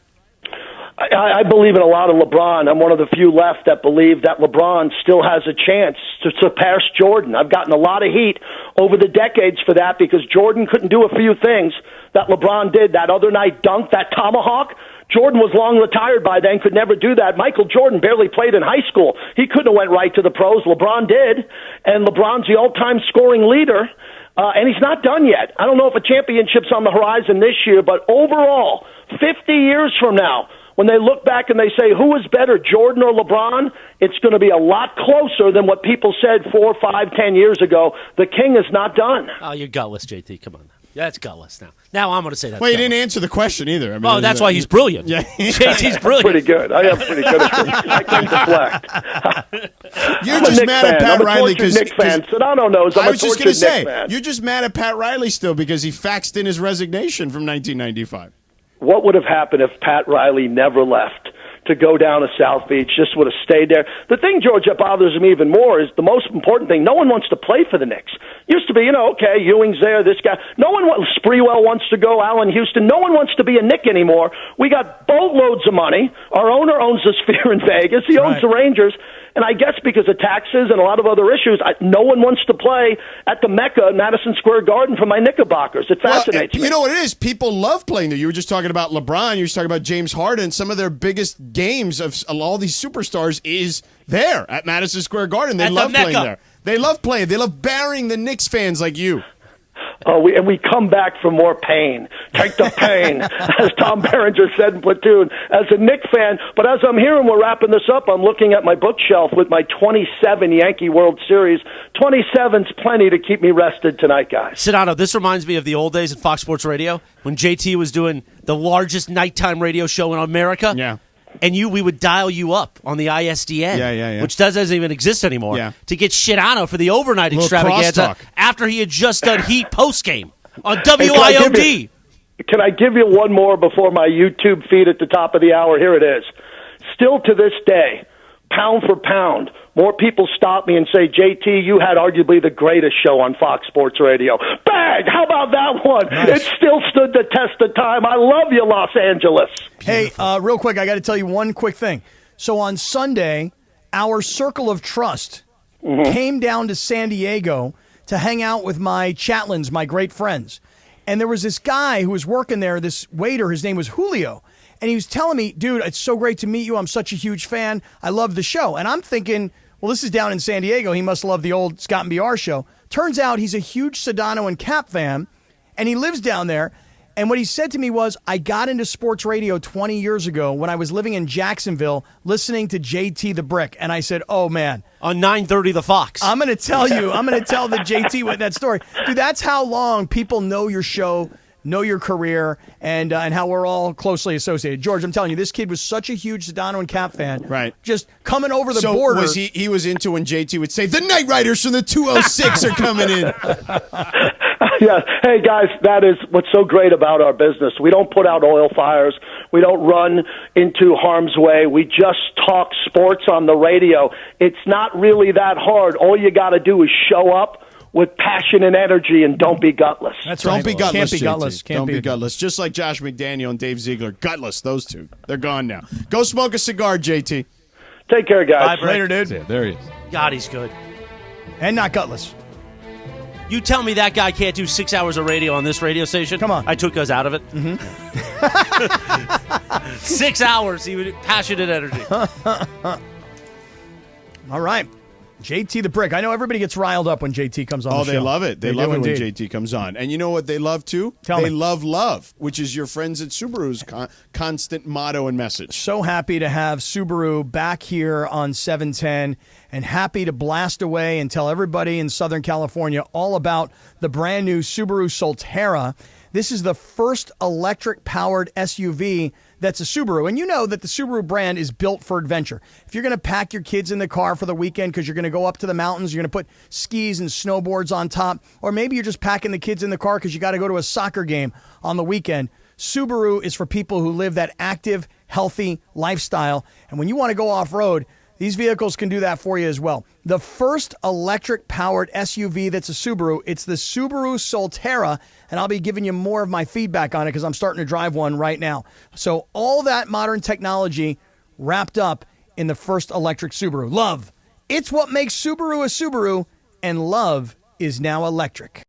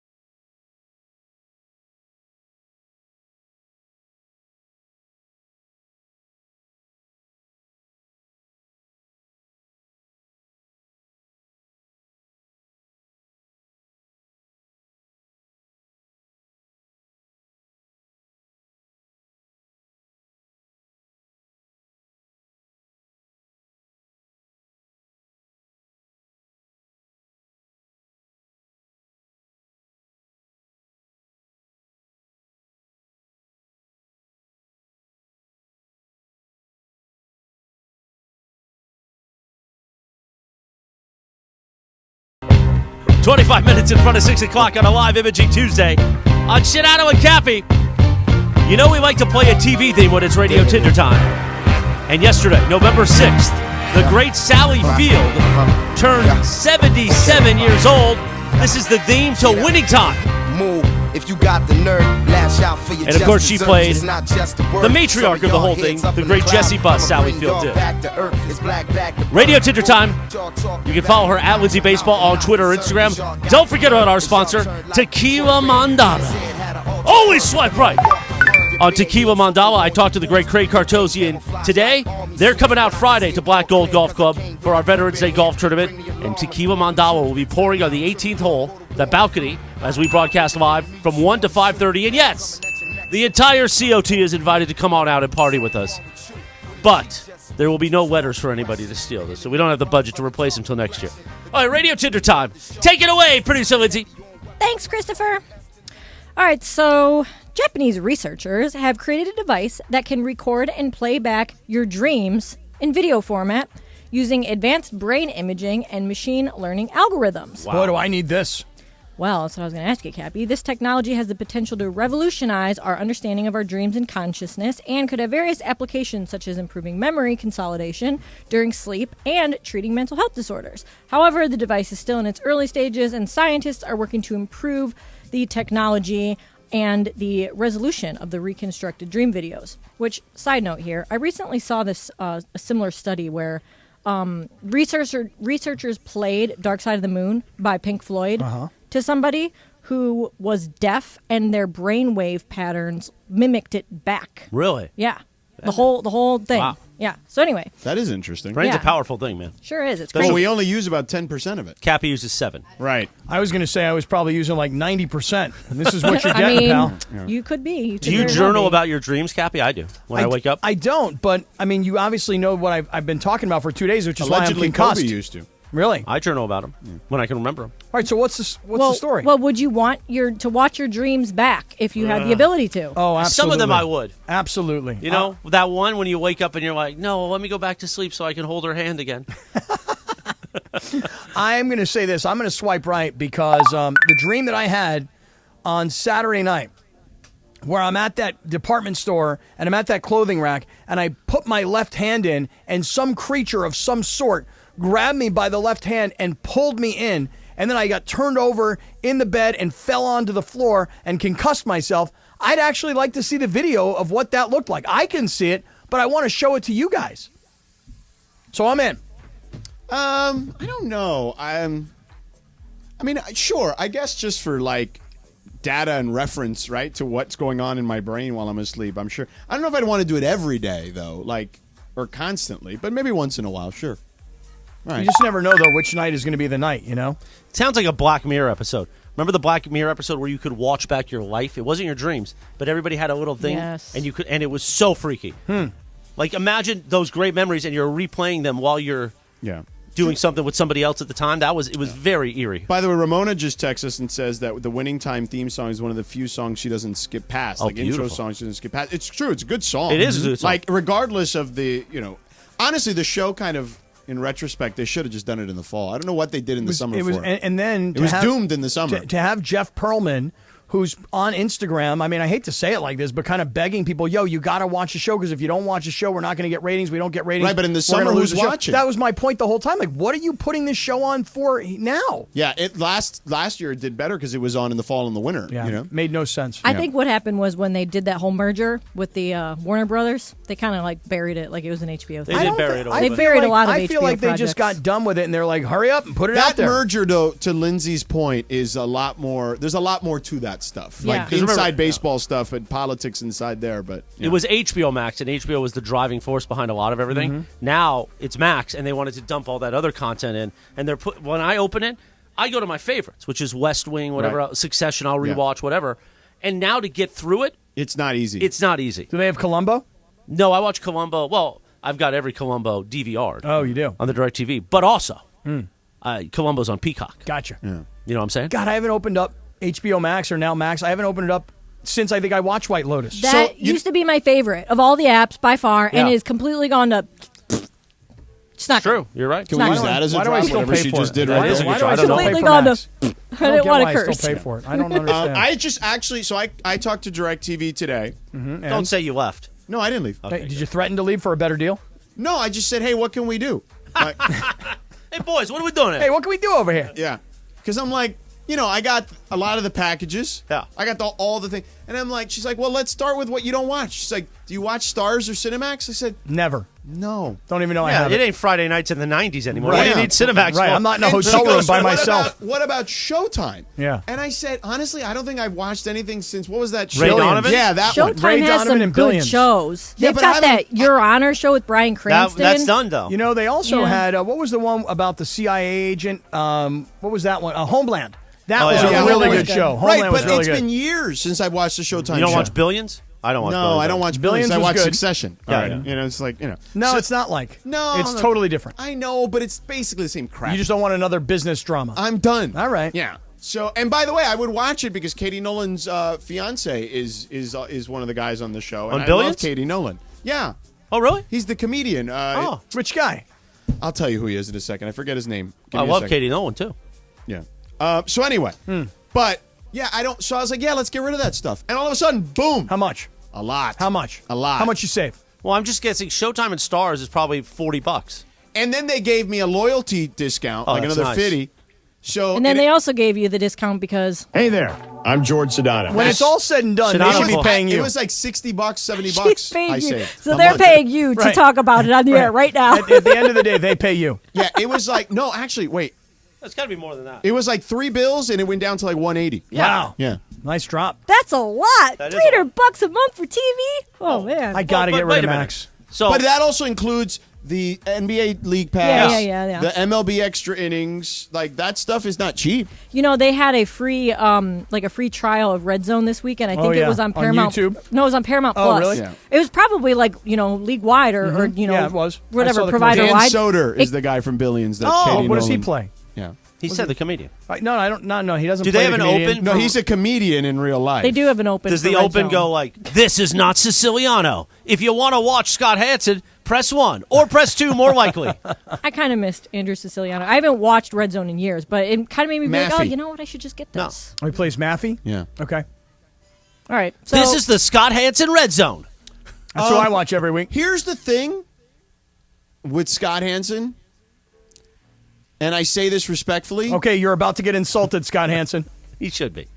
He talks a little too much in that early window. Yeah. It's kinda a like little. Greg Olsen. Sometimes I want to hear the broadcasters. But there's like 8 games going on. No, I get it. But let me hear it some breathe of a the little game. bit. Let me hear some They of the don't let game. it breathe on that one. In the late window, it's much better. It's only 3-4 games. But I get it, like, if every game is close, but I don't need to go octobox every time. Well, right, you know what I think? Let me see a game. I think that people who watch a Red Zone watch it because of that. I don't think they watch it because they want to hear the game. No, Siciliano let it. I want a little bit of both. Yeah. I want him to direct me where it's going and give me context when they're switching to a game. But I think, like, every once in a while, I just want to hear Kevin Harlan or Ian Eagle or Kevin Burkhardt or just for a minute. Do you feel about Scott Hansen the way I feel about Chris Collinsworth, the way Lindsay Baseball feels I about... love Chris Collinsworth. I know. I love his little slide into the... Right, but I also love that he's fighting. Does he slide in with Tirico? I love that he's fighting with Terry now. He Every does? week. He slides in with Tirico? I don't know. I don't watch that But you know what I'm talking Yeah, about? the old slide-in. Right, with him Al. and Al He used to Michaels. slide in on the chair. Yeah, how about Greg Olsen? I mean, Lindsay hates I Greg can't Olsen. stand Greg Olsen I'm either. I'm down on Collinsworth. No, I like Greg Olsen. I know, but you're all over Just Hansen. talk. I'm not Leave all Scott over. Hansen He alone. talks so much, Greg Olsen. Scott Hansen's fine. But I think Scott. First of all, I played him on Halloween last year. So what? I mean, it's Scott the Hansen? ultimate. Yeah, it's the ultimate tip of the cap. Right, but a year later now, you just want to rip the guy. I'm not ripping You're him. killing I'm him. just saying.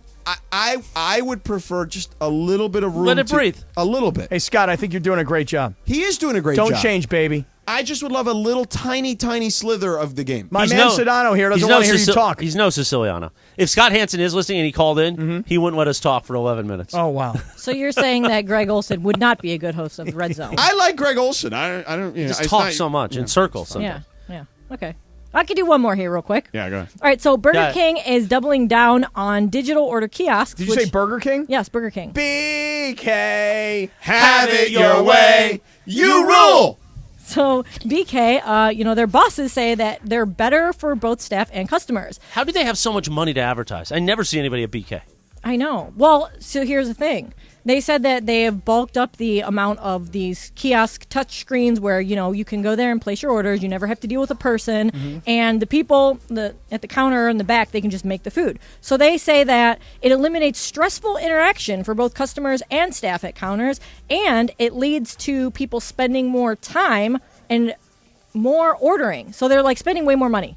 People got stressed out about ordering a Whopper? Well, wait. I think there's By the something way- to this. By the way, Burger King made $1.9 billion in revenue last year. Well, it's a profit. That's profit. So I think It's profit. and that's up from the year before. I think Oh, there's okay. something to this because they're saying basically that people order more when they don't have to order from an actual person. Wall Would Street you guys Sedano agree with over that? The Sedano Journal. I over I just there. don't understand. Googled it. $1.9 billion in revenue. Profit.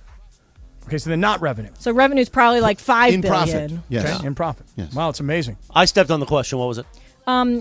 Do you tend to order more when you don't have to deal with an actual person? Yes. I do too. Yes. That's a great point. Because back in the day, I would have to 100%. pretend I was on the phone with my quote wife. Oh, honey wants. Oh, you want that too? Right, Okay. right. My wife and kids at home. She wants the double Whopper with extra mayo. So now, like the You know how these kids are, Right, man. come on. the Not for me. 2023 equivalent of that is getting 2 orders of silverware when you're ordering on the app and you're ordering too Oh, much food. I don't care. I do. I don't. Because I'm like, you're delivering it. You don't know me. I'm just like, Suck up. yeah, I better get 2 orders of silverware because otherwise they're going to think this is all for me, which it is. I honestly cannot remember the last time I went to a Burger King.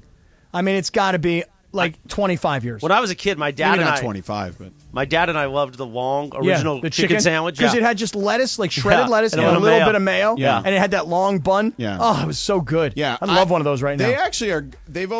I thought you were going to be my health coach. I know. You're talking about chicken sandwiches? Right, from they- Burger King. They had good desserts too. They Oh, had really? those Hershey pies, Oh, those Oreo those are pies. delicious. I don't remember Those are those. good. I don't remember a Hershey pie. Oh, Yeah. Oh, yeah, they still have them. They still have them. They're delicious. What's Yeah. that for? You don't like the Hershey pie? No. Oh.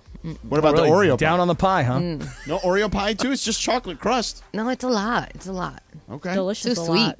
No, it's what too sweet. So why don't we do this? What do we got left? We got a 40 break and a 55? Yeah. Let's put them together and sweep the top. Hey. Sweep it. We're sweeping it. If But Chris first, says so. brought to you by our friends at Tequila Mandala, Radio Tinder, presented by them. Always swipe right on Tequila Mandala, award-winning small batch premium sippy tequila made from the finest mature agaves. Available everywhere fine tequilas are sold. Visit their website, tequilamandala.com. Up your game and demand the extraordinary with Tequila Mandala.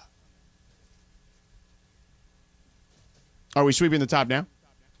Yeah. Or are we combining? Well, I thought we were going to combine here, then come back. That's around. what I said. That's why I thought we were going to break. Yeah, that's fine. All right. More Sedano and Kap in moments. In a moment.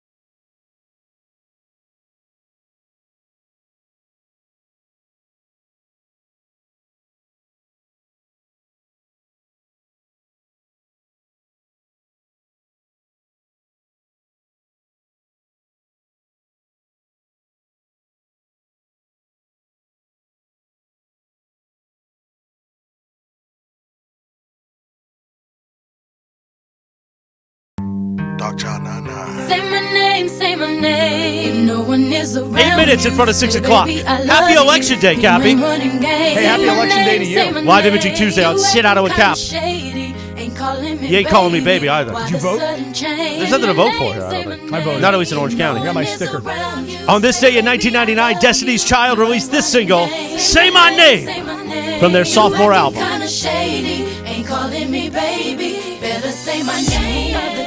It's International Merlot Day. You like Merlot, Sedano? I had a good Merlot when I was in North Carolina the other day because I was having. It's good with actually. I just had what I had today, ahi tuna. Oh. Merlot's a good balance with like ahi tuna and stuff like that. Oh, beautiful. I mean, one segment it's like financial advice. The next segment it's wine advice. It's a cultural guy. I actually had wine on Friday night. Yeah, it had been a while since I had red wine. Oh, it was nice. Side note Did you about ever- Election Day. Yeah. I haven't opened the bottle yet. I'm waiting. Okay. I was going to say that in Ohio they passed the recreational marijuana bill Good. today. There you go. Good for them. That's So exciting. you can smoke it up in Cleveland and then go, what's the taco spot that you love? Barrio. There we Barrio. Yeah. El barrio. Really? When does that happen? Because you know I'm going to be in Cleveland here in a few weeks. I think probably like next month, Cappy. So that's I good. don't know. Maybe. go. You going to go Rasta? Rastafarian? Yeah, why not? In Cleveland, you know they've got great weed, like they've got great tacos. I doubt that. I don't know. Well, now they will. Well, now they will, yeah. You ship it Tacos in. are about to be a lot better. Yeah. So, Cappy. Yes, sir. USC's defense is supposed to be a lot better without Alex Grinch. Mhm, good luck. You would think. 'Tis the season, Good luck. as they say. But now, what's the story about that it may not have been Lincoln Riley's decision? What was the story? I heard Mason kind of teasing that earlier today. Does anyone know what the deal with that is? It would not shock me if there was pressure from up above to say, hey, Lincoln, come on, man. I mean, look, I got it. He's your buddy. You know, it's been well documented that when Lincoln Riley had his initial press conference at the Coliseum, he flew from Norman, Oklahoma to L.A. and landed, and a guy like Alex Grinch was one of the few people that was on that private jet because he was immediately being brought to this coaching staff. The assumption has been all along that this is one of Lincoln Riley's best friends, and he's being overly loyal, as football coaches often have a tendency to do. As far as did it come from somebody other than Lincoln Riley, hadn't heard that yet. Mason teased that, but I don't know what the actual story was because everything I've read was that Lincoln Riley took the onus on himself to say it was my decision. Yeah, I You're trying to say that maybe a couple boosters got involved.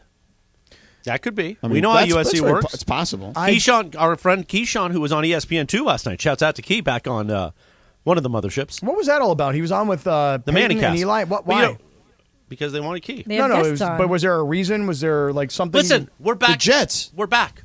Okay, we're Oh, good. wait, you and Key are now back? We talked 4 times yesterday like old times. So no slander. Okay, so now you and Key are back to being good. We're having dinner in a few weeks. He was the number one overall pick for the Jets. Yeah. No, I got it, but Did you get it? I didn't. I went to an AFC title game. But I'm surprised. You can't throw it. You got no aim. He's got no aim at all.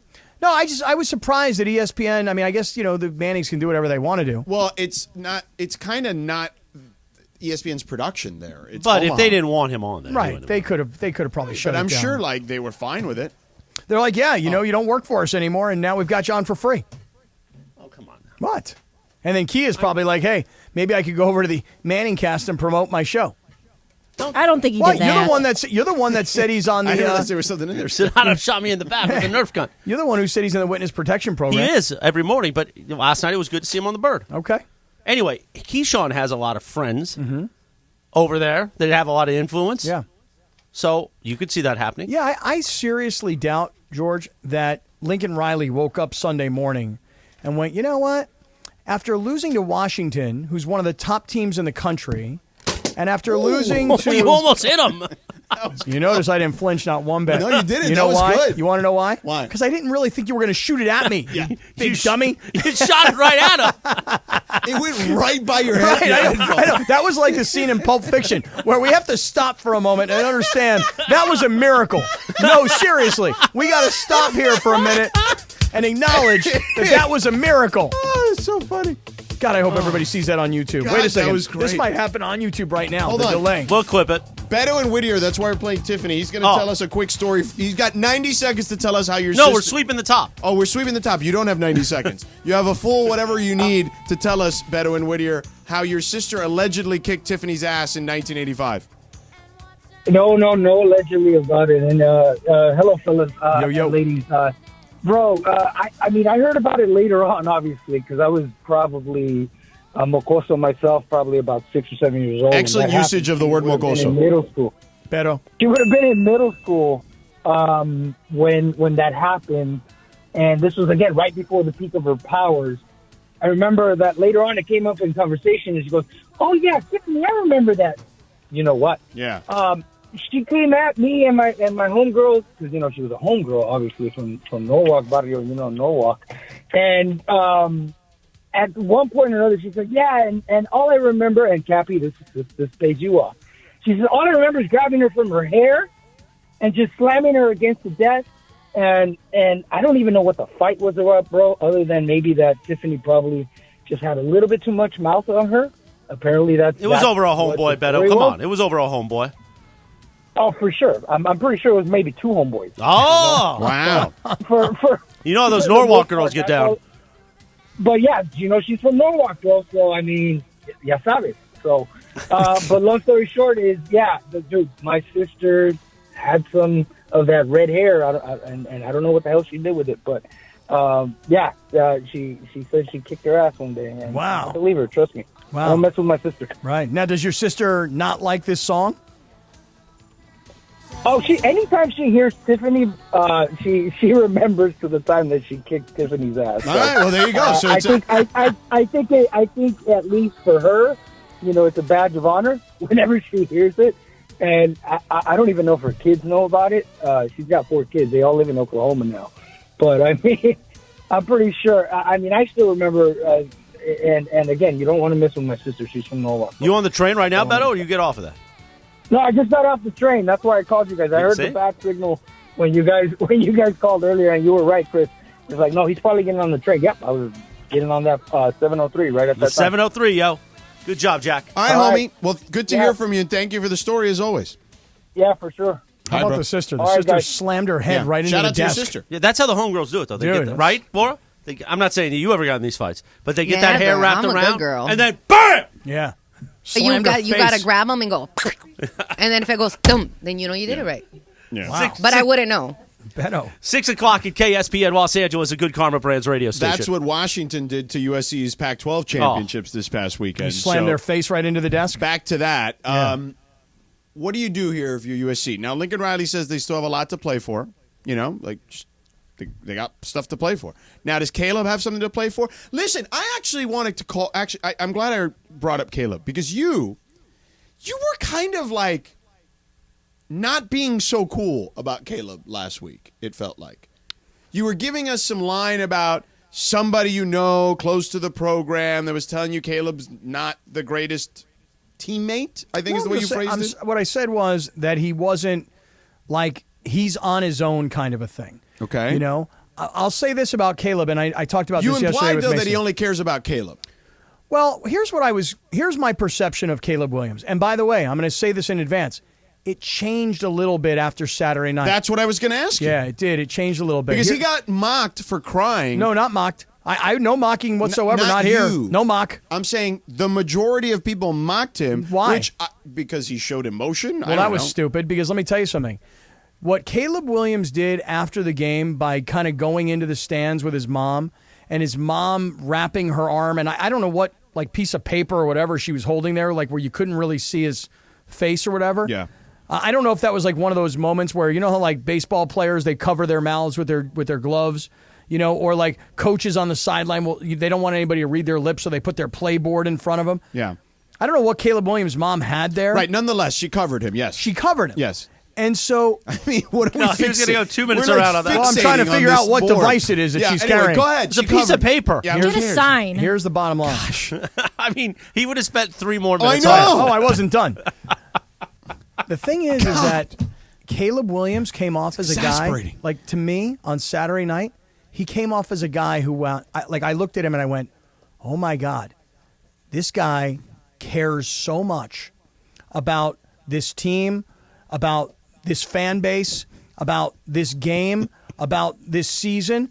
He cares that he's in an emotional breakdown. He could have very easily walked off that field and been like, yeah, well, you know what? I've got a fancy car and a fancy penthouse apartment, and I'm going to be a number 1 overall pick, and I'm going to make a... To me, Caleb Williams came off like a guy who really cares. And prior to that, George, my perception about him was kind of selfish. Oh, you know what? Maybe I will go to the NFL. Maybe I won't. I don't know. It depends on if I like the team that's going to draft me. Maybe I won't go. Or then it was, hey, you know what? When I do get drafted, you better give me a piece of equity. Why did you make him a San Fernando Valley girl? I'm curious as to why. Well, that was I was getting into character to change my voice so that you knew. I just feel like he's not even from here. No, but he came off as sounding. He came off as sounding in these stories. Yeah. He came off as sounding entitled and selfish. Okay. And So- now you feel less that's the case. Correct, because I'm glad you feel that No, I now. do. I Yes. do, because I feel like when I mean, saw I'm sure him- he's like, man, Cappy now doesn't think I'm super selfish That's anymore. right. I'm sure he's very happy to hear about this. Well, Cappy, you know that there are people who actually think the opposite of how you feel. Like James Jones said today that he thinks that it was attention-seeking behavior, and that it was not like it was a bad look. So you're saying they thought who was James Yeah, Jones? who's James Jones? Am I supposed to know who that is? Yeah, the former Green Bay Packer? Yes. Where's he saying this?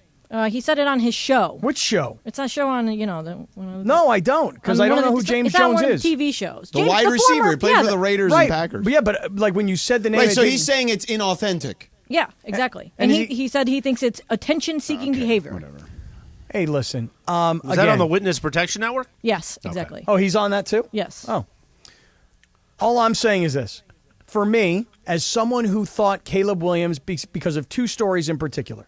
The first story is, if I don't like where I'm being drafted, I'm not going to go. I'm going to stay at USC because I make plenty of money. That was kind of the first story that was out there. And the second one was, wherever I get drafted, they better give me a piece of the action. If I don't get a piece of equity in the team, I'm not going to be happy. Well, I mean, that's an ask.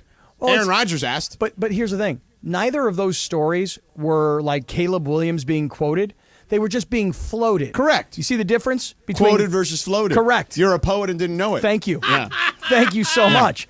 So now when the kid he realizes this game right here, this was the game that gets us either back in it, or this is the game that truly does end our season. And ending our season essentially means ending my collegiate career. And you know what? It hurt him. Of course it hurts. No. It's the finality of it. I of know, course. but again, this is why my perception has changed of the young man. Yeah. Is that I now know, Yes. or at least I think I know, Yeah. because of what I've seen, Right. my man cares. Okay, good. I'm glad you think that now. Yeah, now I do. Yeah. On Good your job. final day here, when it's a final and your career here is over, I will cover you with a piece of paper while Yeah, you and I cry. will cry. I will cry right into your shoulder.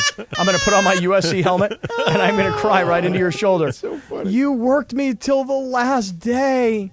Couldn't you have given me some heads up? Couldn't you have fired me with just a few months left and paid Cappy, me out? Like I all won't, that stuff. I won't let them do you dirty. Like You that. won't let them? You're not You won't going to let get done dirty now. Not done dirty? 5 years from now, we might do you real Okay, dirty. 5 years. I'm not letting them do you No, dirty. you got that kind of power? You got that sort of He control? does. Why? Hit the drop.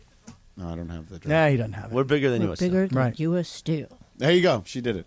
Nice job. I won't let them Thanks. do you dirty like Well, that. thanks a lot, man. I appreciate you. Bigger than U.S. Steel. Exactly right. Hyman Roth. Let me ask you guys a question now, though, about Caleb Williams. And this is a question that's been asked around the country. Should he play or should he not play? Yeah, I mean, should he or shouldn't he? I would play. So would I. Yeah, if it means that much to you that you're crying, Right. then you should be playing. That's exactly right. Because again, Oregon, that game, they're going to get boat Well, raced. I mean, listen.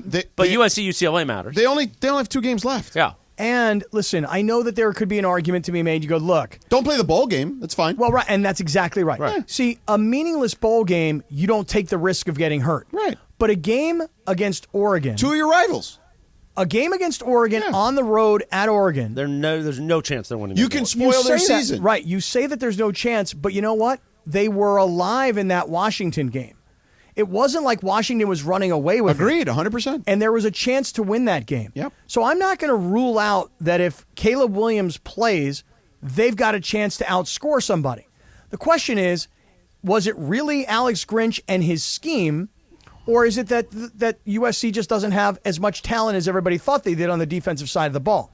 Well, it doesn't matter. Something had to be done. So that's what happens. Well, somebody had to be scapegoated. Well, yes. And unlike the Dodgers that don't do anything, I'm proud that USC did something. Well, you have to do something because it was very obvious what the issue was with this team. But though. they You know should what I have. mean? But they. Like, it's What not- are you, friends with Alex Grinch? What's your problem? No, I don't care Yeah, about what Alex is he? Grinch. I don't care about Alex Grinch at all.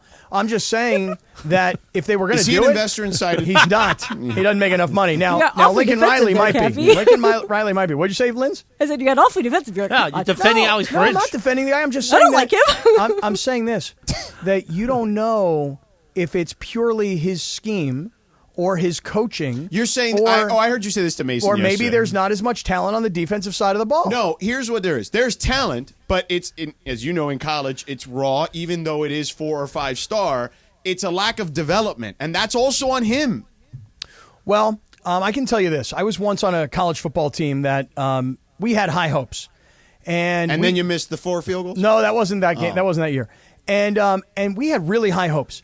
And I remember we got blasted by like Notre Dame and we like a whole season was kind of like at that point it was lost. What year was this? this? This is probably like 1991 Oh, the or fact two, checker's whatever going to it get is. you. Whatever. He's going to get I you. know. I'm going to find it. I want to see the game. And I don't remember. I want to visualize. You're going to be crying over there with Lindsay. It doesn't You're matter. going to jump in Lindsay's arms after Sedano gets done with you. All right, gonna Paul ask ESPN Hackett. Let me stats and see. info 6-5 season sound right? Could have been, but here's what I remember. I remember we got killed by somebody. You really shouldn't use these examples. This guy's deep right now. Okay, I don't mind. I want to know. He's in the Wait, 1991. did you start the season 5-0? That might have been it. Yeah, we And then you might lost, have been it? and How then- do you not remember that? And then you Dude, lost it's 5 out of 35 6 years to end ago. the season. Yeah, so what happened was So you started win against West Virginia, Okay. 34-3. Right. Good job, Cappy. Yeah, we had a you big got a game. field goal in that I had one. a nice clearly. game. I had a couple of field goals in that game. Well, you had to have one. Yeah, I think I had Or two. two, actually. Yeah, two. That's Yeah. right. 34. So at 35-14, so you had Right. 5 extra points. Okay. Yeah, you beat Southern Miss. Okay. And you Temple. I mean, everybody beats Temple. Yeah, I wasn't there. Yeah, man. Minnesota, 14-13. Was that was the game. that you missed all the field That goals? was the game, yeah. Yeah. Yeah. Wow. And then what was the next game? Maryland. Okay, okay. So now that was a game where I had to come back, and I went in to kick a field goal, Yeah. and they blocked it, and thank God they did because I definitely think I was going to miss anyway. Oh, my God. And so it was 5 in a row. But then Right. I came back later in the game and kicked a really important field goal that helped lead to the win. What was the score in that game? 24-20. Yeah, there it is. Yeah, There you go. yeah. 24-20. And then after Cappy. that, we fell apart. Oh, my God. You completely fell apart. Yeah, I in think after like that. Syracuse. I want to say. Hold on. You had Notre Dame. Notre Dame. You get blasted 42-7. Okay, that's it right there. Yeah. Syracuse, you lose a nail biter, 31-27. Yeah, they made a big comeback on us. East Carolina beat you 24-23. Let me- They were real- ranked 20th in the country. Real they were quick, good. in that game. Was that David Garrard? No, it was Sean King. No, what was the quarterback's name? Because they also had a linebacker that wanted to have a really good career with the Cowboys. I got to think of his name. But that game. Oh, Jeff Blake. Jeff Blake. Was the quarterback. Wow. We were up by 4. Yeah. I come in to kick a field goal late. We go up by 7. Did you miss another one? No. Oh. We go up by 7, and we're like, this is a big kick because then they're going to have to score a touchdown in the 2-point conversion, Right. and they did. Yeah. They scored with like no time left. Right. So And then- like things are falling apart Then for us. you went to BC. You get slaughtered in that game. What was the score? 38-12. Yeah, I mean, you can see our season's falling apart. And then you beat Rutgers. Oh. I don't know how we did You that. got bowl eligible. Okay. Thanks to that. And then Penn State Probably beat you. annihilated Yeah, us, no, yeah. 32-20. I mean, maybe the score was not as indicative. That's a lot of information on the it's very good 1991 job. season right Good there. job I got by you, it. George. Yeah. It's like George Michael and the sports machine over here. Really good job. I love the sports. Oh, I loved it. But here's why I'm mentioning it is Oh, yeah, go because here's what happened. So I think it was that Notre Dame game, Yeah, right? right. So we come back in for a team meeting on Sunday morning. Yeah, Paul Hackett's like lighting you up. Oh yeah, and the coach says, hey, you know what? We're not breaking off into offense and defense today. Okay. We're all together, the entire team, going to sit here and watch this film together. Oh. And what he did was he brought up the defense. And the defense, he would say to the defensive lineman, hey, what gap are you lined up in? By the way, when you said that, there's a video of the Lakers sitting in the film room behind you. Okay. That it was just fascinating. Go ahead. The timing's coincided. amazing. Yeah. So the coach says, he goes, we're going to watch the film together. And he says, okay, let's look at this play right here. And he says to the defensive lineman, what gap are you in? And he says, I'm in the A gap, coach. And he says, what gap are you supposed to be in this defense? And he Right. says, Oh, the B gap? I'm supposed to be in the B gap, coach. Yeah, now let's watch this play. And the guy runs for like an 85-yard touchdown. Yeah. And so then let's watch the next play. And everybody was always out of position. You know, it was very much mental mistakes. Like you coached it all week, you studied the film, you knew the opponent, you knew the calls, and yet for some reason, everybody seemed to be out of position. And if you're in the B gap rather than the A gap, you probably make that play. Right. And I wonder if with the USC defense... It was a long road to get here. I know it was. Well, there was a lot of detail. You know what I mean? There was a lot of breakdown of all we these went games. all the way around. We went to Toontown just to get all the way back to the Main Street Parade. But I wonder if ultimately, in looking at the USC film, if everybody's out of position, if that's the case, that is on the coach and doing a terrible job with his players and not coaching in game. Is that possible? Sure. I just kind of doubt it. I think that Grinch gets scapegoated because the USC defense isn't up to the USC offense. And they probably should have done it a year ago, and they certainly should have done it after the Cal game, not after the Washington game. How's that? Okay. Well, I'll believe you. But if you they blame beat the players instead of the coach. Yeah, if they beat Oregon. Now, if they beat Oregon and these two new defensive coordinators that they've elevated, okay, all of a sudden can Oregon, get that 15-point favorite. If they can get the Antonio Pierce bounce effect, hey, we got rid of this guy, he's terrible, we want to play for these guys. Let's see. But if I'm Caleb Williams, I'm playing in that game, and I'm trying to say to everybody, I'm going out on a high note. Right, and then UCLA. Yeah, I would play these 2 games. So would I. And I think he is. I have heard nothing to the contrary. I'm going to take a guess that he's got a really big fat insurance policy. If he get injured, he's still going to get his money. Yeah. All right, coming up next, the Lakers weren't money yesterday because they missed the big shot down the stretch. And you. What did I do? You want to sit here and just act like you know everything about all of a sudden the round ball, Cappy. Oh, you're some Coach Hamon over there. You're not even though your Sunday swagger looks like some Hamon over there. Yeah, it does look pretty good, doesn't it? Yeah. You're not John Tesh with a round ball rock. Yeah. I understand. Oh, and then I also have a dealer's choice today. You do? I have a dealer's choice today. Okay, I have to make a decision on that. Do Yeah. I hand over my dealer's choice to you? No. I need You're just hijacking the dealer's choice. I need the dealer's choice, but I will need your cooperation. Okay. So how about that? All right. So we'll do that. But I want to get back to the Lakers. I also want to get to AD's status, right? We'll get the latest on that for you. Stick around, 7:10 Presented today by the East Central Hotel. Discover the heart of downtown LA at the East Central Hotel. Trendy rooms, a renovated gym, and the Nixo Patio Lounge, which Cappy and I hit up often. The perfect stay for your next downtown LA game or event. Book now at eastcentralhotel.com or call 213-748-1291, 1291 today. East Central Hotel, entertainment's official address.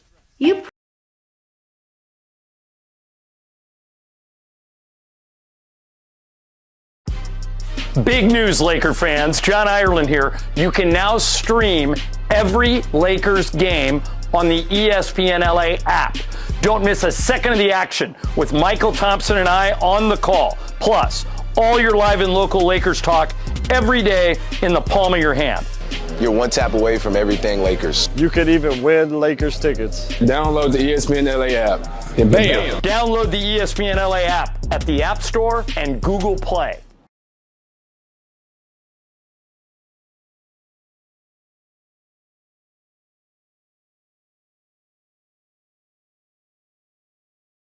All right, guys, it's officially back. Fifth Row Fridays presented by BBGO. That's the official game day snack of the Lakers, by the way. And this is the best thing we give away. Fifth row seats to a Laker game. How many times do people come up to us and say, hey, give me Laker tickets? Yes. We don't have them. I don't even have them, but you can win them if you listen every day. And these seats are better than the seats that you and Michael have, right? 15 rows better. Yeah. Michael and I are like row 20. So here's how you win.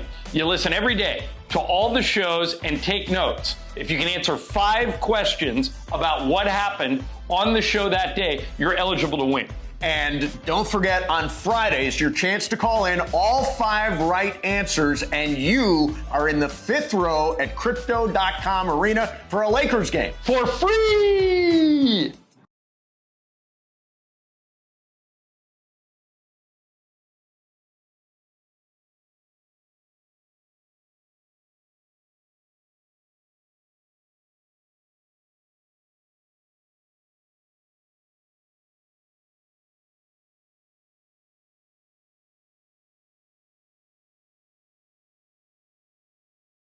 O'clock on a live imaging Tuesday on Sedano and Cappy. You know what we do each weekday around this time. Time for the producer Laura rejoin of the day. Hit it, girl. Thanks, Chris. Oh yeah. Oh, Cappy. There's a reason why I'm playing this song. Oh, come on now. I'm not a creep. I mean, Maybe. What do you mean? I mean, you are a little bit, but this Little is bit. talking about how you creep in. Pedo. Oh, I know about the creep. I know about the creep in, yo. He clearly didn't know that, You didn't know about that. Yeah, You thought he this didn't. song was like about people with Mace's mustache? Kind of creepy. No. Did Mace really have a mustache today that I didn't see? Yeah, it's very wispy. But anyways, you know how I told you guys that Funch had a weird story yesterday and he never What popped happened? in here? Where is he? I don't know. Funch, I know you can listen to us because you're in the back. He's in the back somewhere. Yeah, He's getting ready for Lakers talk. Lakers talk. Oh, 7 o'clock. Slee. Yeah. On the spot. Yeah. Isn't today Slee's birthday? Yesterday. Oh.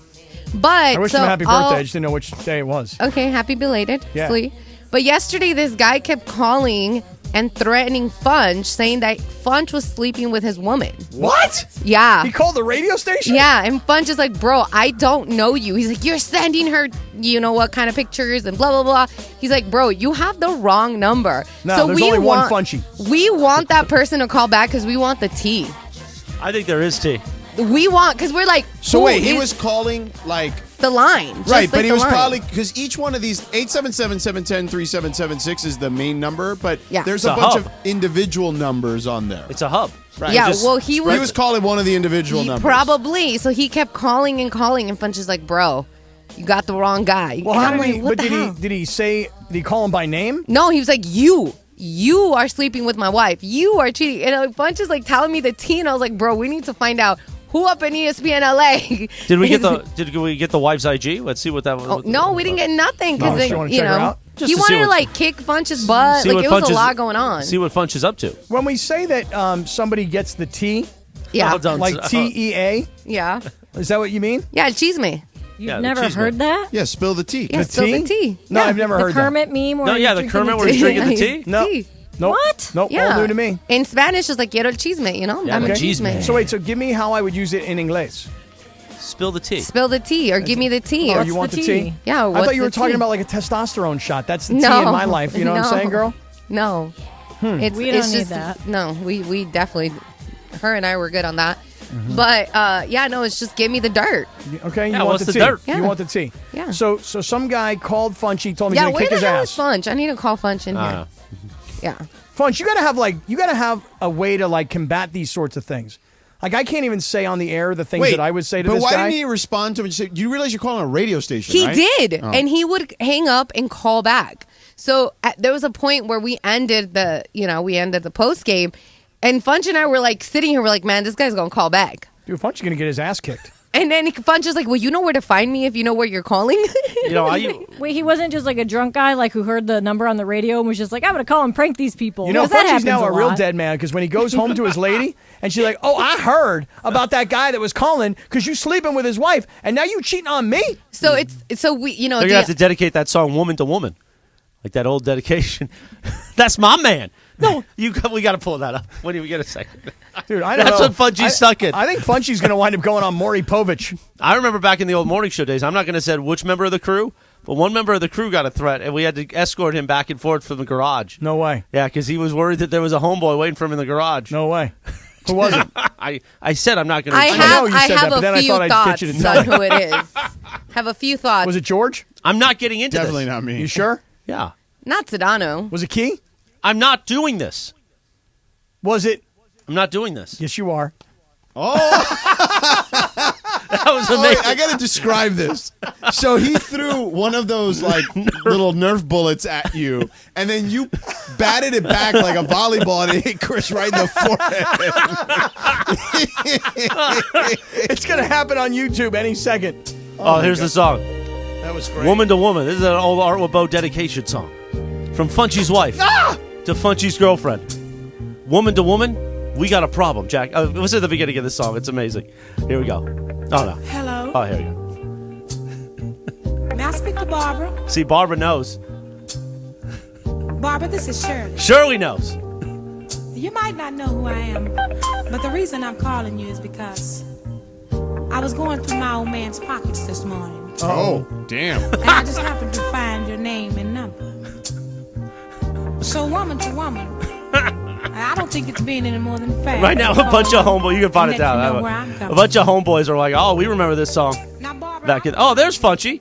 Funchy, what happened, bro? Tell us the story very quickly. Funchy, I can't believe this. You are cheating with Oh, some don't dude's do that. wife. That's not what I said. Said someone was accusing him. That's right. That's right. It's an accusation. That's right. What are you doing, Funch? What are Come you on, doing, man? Funch. What happened? First of all, I didn't really want to talk about this on the air because Yeah, it's such a dirty right. story. Right, Thanks, Laura. because your Big wife mouth is going to Laura. hear this, Yeah. and your wife's going to be like, Exactly. "Oh hell no, Exactly, hell Laura. no." Thanks a lot. And then Laura tries to put it off on me. No. No, Oh, that no, is not no. what I said. But in the Exactly. meantime, That you is not brought what I this whole said. thing I up. mean, I talked about the guy that called me right out of prison. Like, relax, okay? Well, You first say of all, that, but then his woman might go crazy. So last night, we got a call about 4 times from a guy that insists that I am cheating with his wife on, his wife. You're getting basically. between the sheets. She's Yeah, between cheating. the sheets, yeah. She's the cheater, not you. Yeah. And then what made him more irate was like, Well, no, don't he's get- married, so technically, in this scenario, he would be cheating on his wife, too. Well, He's not single. What made him Anyway, more- go ahead. What made him more irate? was that, hey, I was like, don't get mad at me. You should probably confront your wife about this, man, and stuff like Yeah, that. but at any point, did you say, no, I ain't knocking the boots? I did. Of course I am. It's not me. I'm just trying to work in as many song titles as I can. And then what'd he say when you say that? I mean, he just went irate, man. He went, mother effer, all this, I'm going to come get you. Well, does he know where you are? Does he know that I kept on saying, you do know this is ESPN radio, this is... Well, don't throw us under the bus for your dirty... Right, we don't need this guy here. You're doing dirty work. But I was like, we have security downstairs. I know, but I was like, poor Alex downstairs is going to have to fight this guy off. But basically, I was like, give me a name, basically, because I wanted to know if it's someone in the office, so we can tell them or give them a heads up, something, You want to rat them out? I mean... Yeah, what are you being a chiva for? I mean, if it's someone that we know, I'd be like, hey, man, someone called, the office the other day looking for you, man. You better handle that stuff over there. Yeah, exactly. It's another reason why I block all those calls. Man, oh man, Funch. And he said, like, whoever was messing with his wife or whatever, he had some pictures of his manhood. What? Oh, really? Oh, yes. so he's got pictures of it. He's got pictures of his manhood. Okay, so maybe we should do a lineup. Oh, my God. Cap, you first. He said he what, Laura? He said he has we already saw it on that Mandy's thing 2 years ago. And plus, he said I the guy, didn't, thank God. he said the guy shouldn't have anything to be impressed about. Oh, really? So basically, and yet that seems to be getting his wife to do leave it. him. Don't do it. Don't do it. Enough. Bye, Punchy. Thank you. Take the rest of the day off, please. Funch, I feel bad for you, man. Next time that guy calls back, give me his number. For sure. Get his number. I'll call him. I need to know who it is. I'll talk to him. I'll talk him down. I never thought Cappy. I never thought Funchy would be in this kind of trouble. I know, man. Isn't he like, yo, bro, I'm rocking skinny jeans. I ain't with your wife. Come on, Funch. Right? Exactly. You can't do another Funch on the street because now this guy's going to be waiting for Right. him. No more lotto tickets for you, Funch. Yeah. Speaking of skinny jeans, Anthony Davis wears an occasional skinny jean, and he's got some hip issues now, Cappy. You think it's from the skinny jeans? They're too tight? Probably. Do you think they're cutting off the that's exactly circulation what to it his is. hip? Yes. That's the deal. Exactly. That's what's happening. It's funny, though, because the Lakers yesterday and losing this game to the Heat. Yes. And he, by the way, said he was expecting to play on Wednesday. Okay. Tomorrow. But listen, the Lakers, I will just say this. They lost to Orlando and to Miami back to back. But 0-4 on the road. But just think about it. Rui is out right now with a concussion. Correct. Okay. Vanderbilt hasn't even played so far this year. Although, did you see his drip yesterday? I did not. Oh, go Google this. Yeah? Yeah. I didn't pay attention to his drip. Let me know. Just go on Twitter. Gabe Vincent didn't play. Jackson Hayes didn't play. And as I recall, as it got down to the last few seconds of the game, there were like 6 available Laker players, right? Mm-hmm. So what I'm saying is that, look, it's early in the season. To get all worked up and get all upset about this game, I realize Miami wasn't playing well going into this. And I understand you're losing 2 games in a row, but, we're not seeing the full roster, at least what we saw in the win against the Clippers. Mm-hmm. So to me, it's not really like a monster deal. It's just that when you have chances to win games, especially road games, you got to try and finish those things off. But the Lakers were playing from behind. It's not like they were in the lead and then all of a sudden Miami came storming back. I mean, maybe early in the game, but it's not like the Lakers were trying to hold them off with a 10-point lead with 2 minutes to go. It was a game where the Lakers were trying to claw their way back in. So I know we debated earlier today. I still think LeBron should take that shot because it's LeBron's team. And you I'll want live him and to die force with him. a shot. Correct. Yeah. That's right. I would rather have LeBron force a shot than Cam Reddish have a wide open look. That's me. Yeah. If you passed it over to Austin Reeves, I wouldn't really have a big problem with it. Right. But I don't built a trust yet with Cam Reddish. One of 450 guys in the world that are playing basketball, you should be able to hit an open shot. But it's a 50-50 proposition, isn't it? Well, you either make it or miss it. That's right, 50-50. It's a make or miss league. Yeah, that's right. Yeah. And so... well, actually, no, it's not 50-50. It's probably less. No, that's not what I meant. If you get fouled, but you can miss the shot. Yeah, but... So that's a variable. But let's just say Cam Reddish is a career 30% Well, he wasn't going to shooter. get fouled shooting that 3. All I'm saying He is... was so open, nobody was close enough Right. to him to foul him. Yeah. I'm a little surprised you're not talking about the shot selection before that. Now, those were wide open 3s that they missed as well. Well, Austin right. missed a wide open Wide look. open. Uh-huh. Yeah. That's right. You're going down on Cam Reddish, which is fine. But what about Austin Reeves? Well, it's not just Austin Reeves. It was everybody who missed in the last however many minutes. The last 2 minutes and 39 seconds, neither team scored. They were either a turnover or a missed shot. Yeah. Look, I'm not saying that Cam Reddish should not be expected to knock down shots, but I am saying that it's a percentage play. It's not a 100% guarantee. It's not 90%. It may not even be 50%. It might be like 30% that he's going to knock down that shot. Now, you say he's one of 450 guys in the world that plays in the NBA, and therefore he should be expected to make that shot. Mm-hmm. I'm saying that if it wasn't LeBron James, hypothetically, if Cam Reddish had the ball and Cam Reddish passed the ball out to Christian Wood, for example, I'd be like, you know what? That's not a terrible play by Cam Reddish, And but by the way, it is LeBron James. For the guys telling me LeBron should have dumped it down to Christian Wood, Haywood Highsmith was right there. And by the way, Bam was right there, like in between LeBron and Wood. So that would have been the worst possible decision that LeBron could have made. For all you fools out there. Fools, I say.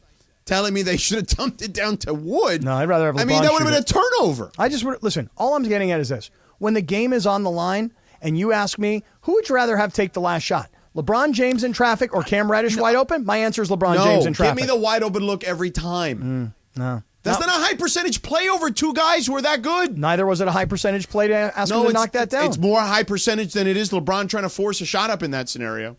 Again, if it were anybody else other than LeBron, this LeBron, thing though, where it's like I'm literally arguing with you with empirical data, and you're just pulling stuff out of your rectum. No rectum, no rectum, no rectum at all. This is not from the rectum. That's a medical term, and I can say it. That is proper anatomical terminology, to be clear. What I'm saying is that for me, all day, every day, I'll take LeBron in traffic over Cam Reddish wide open. Okay. Well, I'll take what the odds say, which is give me the wide open look every time. Yeah, well, guess what? Yeah. It didn't work that time. He didn't make it. That's fine. Sure. Cap, don't you think that if LeBron took the shot and he missed it, you'd be like, why did he do that? He was double teamed. Why did he take that shot? Oh, no, for sure he would do that. Tell you what I wouldn't be do. the first to be like, why didn't he pass it to Right. Cam Reddish? I'll tell you what I wouldn't do is, hey, I would rather have LeBron take the shot than Cam Reddish. I wouldn't be like, oh, Cam Reddish was wide open. You should give him the ball. I don't have built-in trust yet of Cam Reddish. I have built-in trust of LeBron. It's LeBron's team. It's LeBron's organization, and LeBron should take the last shot. And if he misses it, we live and die with LeBron. By the way, has LeBron ever missed a game-winning shot in the Laker uniform? Yes, he has. Several times. But that's the guy who should be taking the shot. I think if it were a playoffs, it'd be different. This guy, LAOC cards. Tell him LAOC. In the Sedano and Kap circle of I don't trust. even know what he said, and I know he's on my side. Oh, boy. No, it has nothing to do with you, actually. all right. Yeah. He says there's some bad vibes right now in the Lakers. Everyone wants to take Austin's quote-unquote number 3 spot. LBJ and the cast kind of giving AR the cold shoulder in many instances. What are you talking about? Like, LeBron literally, after they beat, who did they beat that I did the game? The Clippers. Yeah. After he was done with my interview, ran over to Austin and gave him, like, all sorts of love and hugs and kisses and all. Like, what are we talking about here? Speaking of that game specifically, have you talked to Trudell since you gave him the forearm shiver? When you knocked him out of the way, I texted him yesterday. I said next time he does a game in Miami, he should wear the same drip that Vando wore yesterday. Get out of my way, Trudell. Dude, Vando wore, like, this big, like, puffy vest that was, like, furry. And, like, no sleeves and, like, shirtless under. It'd be something you wish you could pull off. Well, I will wear it for the Mandy's. Yeah. Well, we've got the date on Mandy's 3, too. So. We do? Yeah. I'll find it. I think it's going to be June 22nd. Wait, Saturday, hold on. June 22nd. Quick. Well, I have to look on my calendar. What do the NBA Finals look like at that time? So, Game 7, this will end up just like last year. The Game 7 would be on Sunday. So if the next day? Yeah. So if the Lakers are in the NBA Finals and go in Game 7, then John and Michael won't be there. But for good reason. They'd be covering the Lakers in the Finals. It shapes up exactly like last year. Well, I can just say this. Because if we did the week before, that's Father's Day weekend. What about the week after? The week after is not an option. Why is that? That's what leadership said. 29th? 29th is not an option. Not an option, huh? Who's got a conflict? I believe the venue. Oh, the venue has a conflict. Okay. Not an option. Got it. I still got to see this Jared Vanderbilt picture. I haven't been able to find it Game yet. 6 will be the Thursday, I believe. I did all the math. Hey, nice job by you. Matriculation. Hey, based on the way the season has started, Lakers are better than they were at this time a year ago. Thank you. But not sure that they're championship caliber. Why, are you doing the NBA Finals now, George? Maybe. You got to watch it, at least. You can't be at the Mandy's if you got to watch a game. The game isn't on the night of the Mandy's. Then you got nothing to worry about, George. We'll get you a Lear jet. I mean, dude, we're going to win a lot of awards this year. By the way, nominees for Bid of the Year it's just are this show. us, and us. Yeah, it's got to be. Does anybody... Hey, Travis and Slee, hello. Are you guys out there? Like, you guys want to get in the game? Easy. It's November. We got till June. All right. We got till June. Mason and Ireland, you guys want to play or what? We got till June. I mean, right now, it's all us. We got every Bid of the Year nominee right now. God, that would be great. Nominated for Bid of the Year is us, and us. And then we win Bid of the Year. Well, there's no doubt the 22-inch Glizzy. The 22-inch Glizzy's up there. Yeah. It's up there. You guys, what did we do? We did something The recently. 7-Eleven with The 7-Eleven. The 7-Eleven with Whit was good. Cappy taking the mic, the wireless mic, while he was checking out as Whit was the cashier. How about the Island Boys mounting each other? LAOC cards again. What is he saying? This guy, he says that was for show to save face, Sedano. LeBron didn't really mean it when he did that with us. Like, what are we talking? It's like arguing with you. Hey, listen. Are you LAOC cards? That's right. I'm sitting here right now. It's my burner. Listen, I'm telling you guys right now, I want to put this on the record, and this is for you, baseball. You going to talk about the Mandy's again? No. Oh. If LeBron took the shot and missed the shot, I would not have been the guy saying, why didn't he pass it to Reddish? I will live and die with LeBron. It is his team. He is still the best player on this team. As much as everybody wants to say, no, it's got to be Anthony Davis or it's got to be AD's team, it's not, and it never will be until LeBron is done. As long as LeBron's playing, it's LeBron's team. Take the shot, LeBron. Island Boys is a good one, too. Island Boys is good. We got a lot of grief over the tattoo video, though, when Winsey was tattooing us. Why? Because we didn't show Winsey enough in it. Oh, really? We got a lot of commentary on that. Hey, we don't want to see you two chubs. Show more Winsey. I don't want to be called a chub anymore. That's why tonight we're done eating. No pizza. The way your no brain more carbs. works, Cappy. No chubs. All right, we got Big Deal or No Deal next, and then I have a dealer's choice. All right. Go ahead. Next. Let me remind everybody, today is Tuesday. It's a live imaging Tuesday. It's lit AF. But that means tomorrow's Wednesday. And then you know what that means? The next day is Thursday. And Thursday means the 909. Ow! Ow! I just got shot to the heart and you're to blame. George just shot me. With a Nerf gun. Nerf gun. So, listen, the 909 on Thursday. Lindsay Baseball is there giving away $1,000. And when she's there at Yamava, she gives away money and then she takes money. Oh, you'll find her sitting there at the slot machine just raiding the house. So look, come on out Thursday night, the 909, the greatest sports bar on the planet, 4 great restaurants, 32 different craft beers, over 150 monitors, and we're giving away $1,000, $250 per quarter. Ow, he just shot me again. Yamava Resort and Casino, the 909. We'll see you there, sucker, Thursday.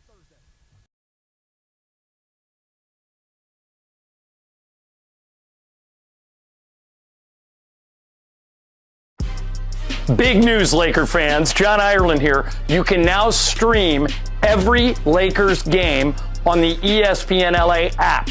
Don't miss a second of the action with Michael Thompson and I on the call. Plus, all your live and local Lakers talk every day in the palm of your hand. You're one tap away from everything Lakers. You could even win Lakers tickets. Download the ESPN LA app and bam! Download the ESPN LA app at the App Store and Google Play.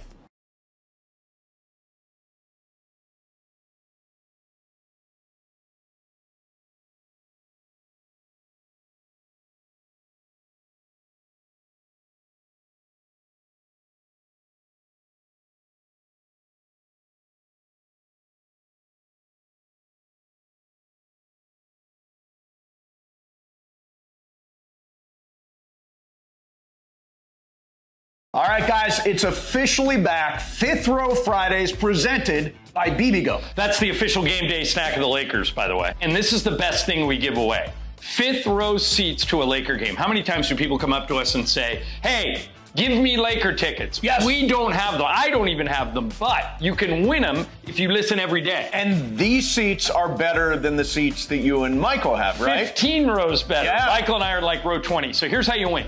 You listen every day to all the shows and take notes. If you can answer 5 questions about what happened on the show that day, you're eligible to win. And don't forget, on Fridays, your chance to call in all 5 right answers, and you are in the fifth row at Crypto.com Arena for a Lakers game. For free!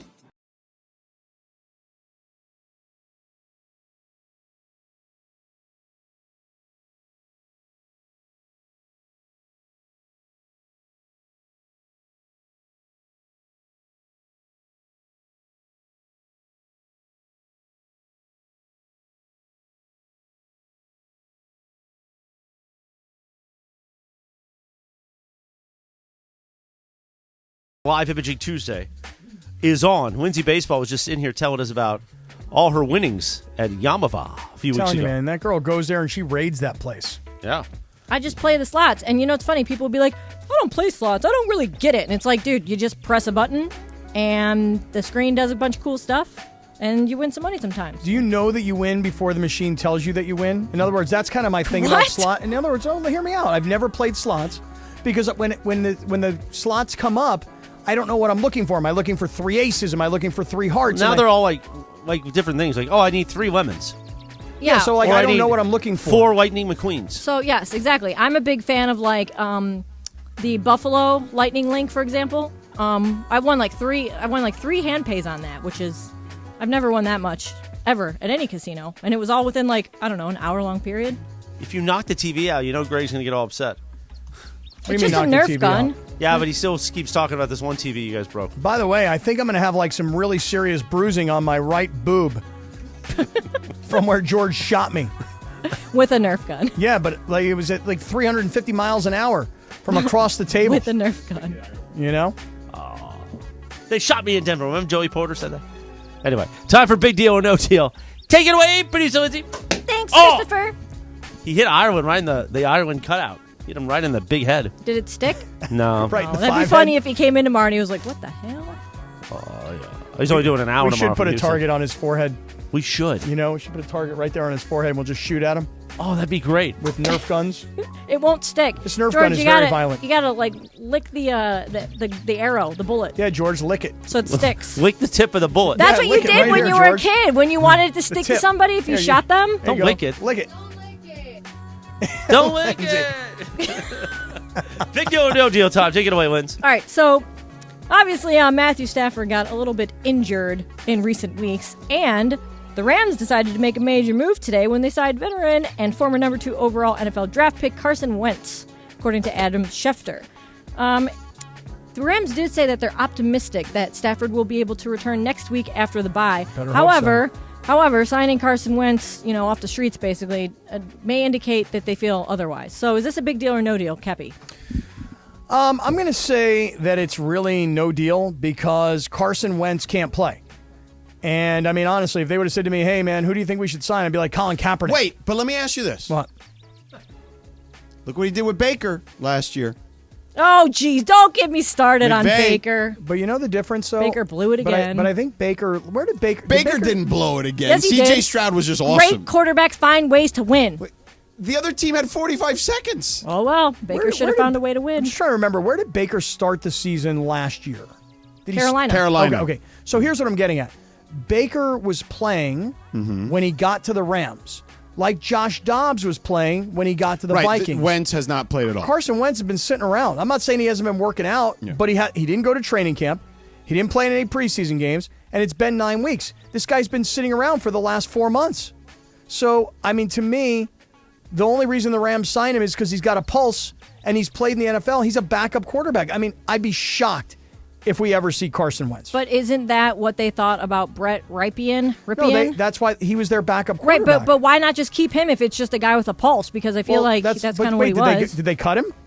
Yeah, I think they have to. Yeah, they have to put him on waivers. Wait, I don't know that what you're or saying they is waive right. him. I'm pretty sure. They but, did okay. waive him, or they have to I will waive look him. right now while George gives his thoughts. I'll look up Billy Ripken.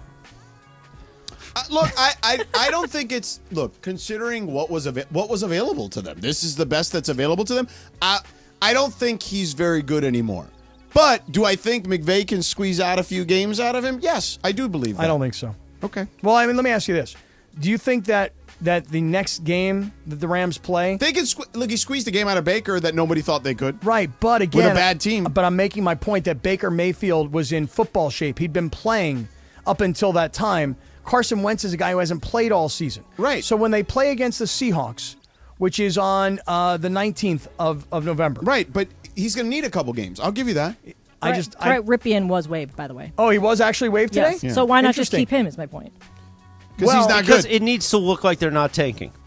That's why. So that's part of it too, I would imagine. But Wentz is in theory.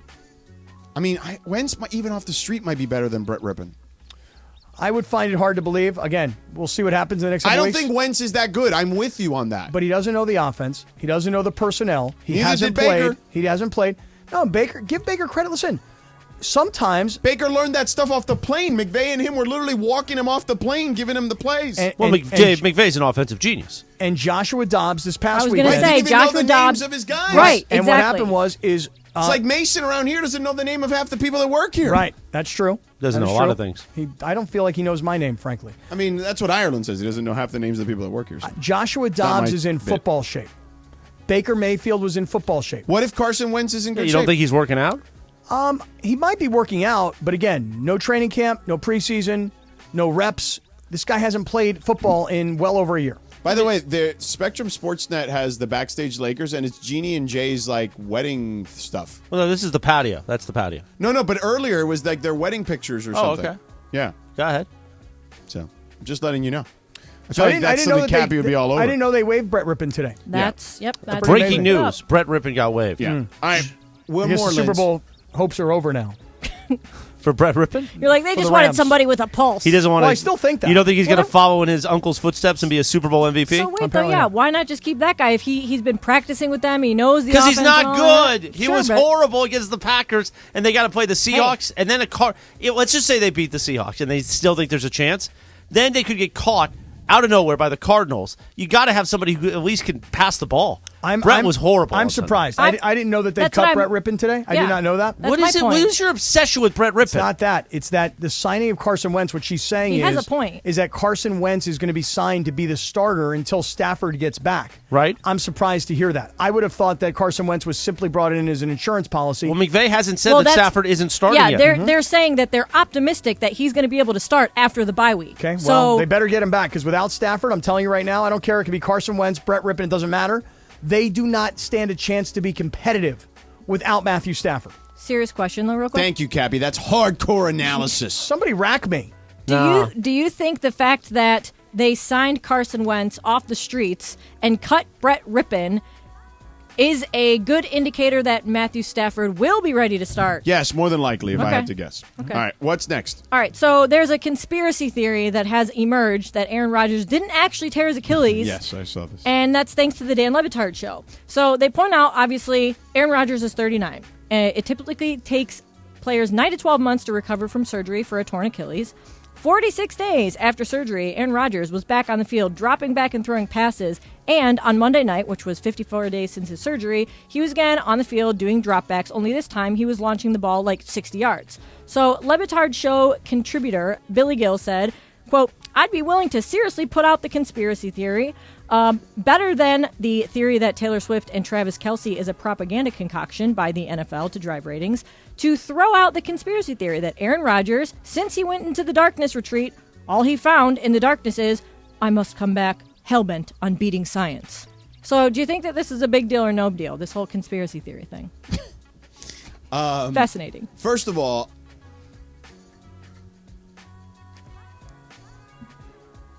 I would say that those guys are on to something. I don't buy this Aaron Rodgers.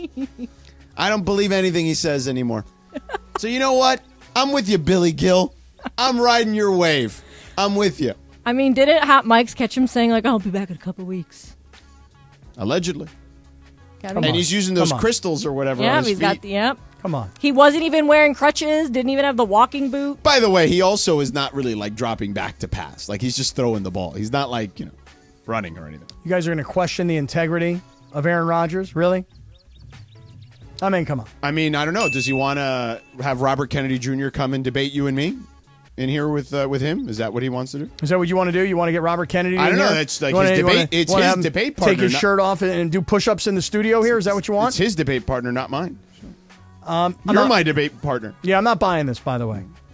I'm not buying it. I think Aaron Rodgers is using everything known to man to get back as fast as he can. Probably still not going to happen, Yeah. but I like the look of it. I think it's a hilarious take, though. I will give those guys credit. That is funny.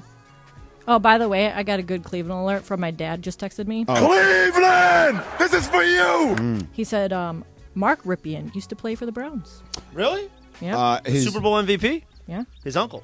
Yes, his uncle who won a Super Bowl with Washington. Yes. Yeah. Good note, Dad. All right. Thank you, Dad. That is Big Deal, No Deal each and every day, approximately 6:30-ish somewhere. Did he play with the Browns after the Washington team? Let me check it out here. Yeah. I don't remember him playing for the Browns. Neither do I. I just looked at his Wikipedia page, and he definitely played there for a minute, if not for, a super short minute. He played there from... After Washington. Yes. Yeah, for a year. 1994. Man, George always beats me. 1994. He's fast. I know. Kid's got fingers like gold. You should see those fingers work. Really? So fast. Gold fingers? Don't so gold Is that what he's got? He's got gold fingers? Great James All Bond right, movie. I got a dealer's choice. All right. We're going to do it in 2 minutos. Okay, but first, let me talk to everybody about Prize Picks. I'm going to make this real easy for you. When you make your first deposit on Prize Picks will match your first deposit 100% up to $100. So let's do the math together. I put in 100, they put in 100, I had 200. You put in 50, they put in 50, you got 100. Okay, so just right now, if you have not yet downloaded the app, the Prize Picks app, or you have not gone to their website, here's my landing page, prizepicks.com/Cappy, Kappy, prizepicks.com/Cappy. You need to go on to Prize Picks. You need to create an account. You need to deposit a couple of bucks, and then you need to get in the game. I mean, last night, little Zachy Wilson, the question was, will he pass for more than 215 yards or less than 215? I said he's going to pass for more. Justin Herbert, it was 265.5. I made the mistake of saying more. I didn't give that Jets defense enough credit.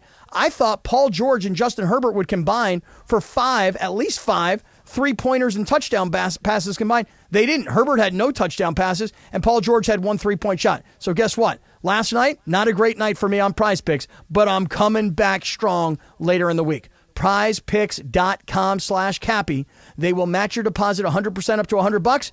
Get on Prize Picks today.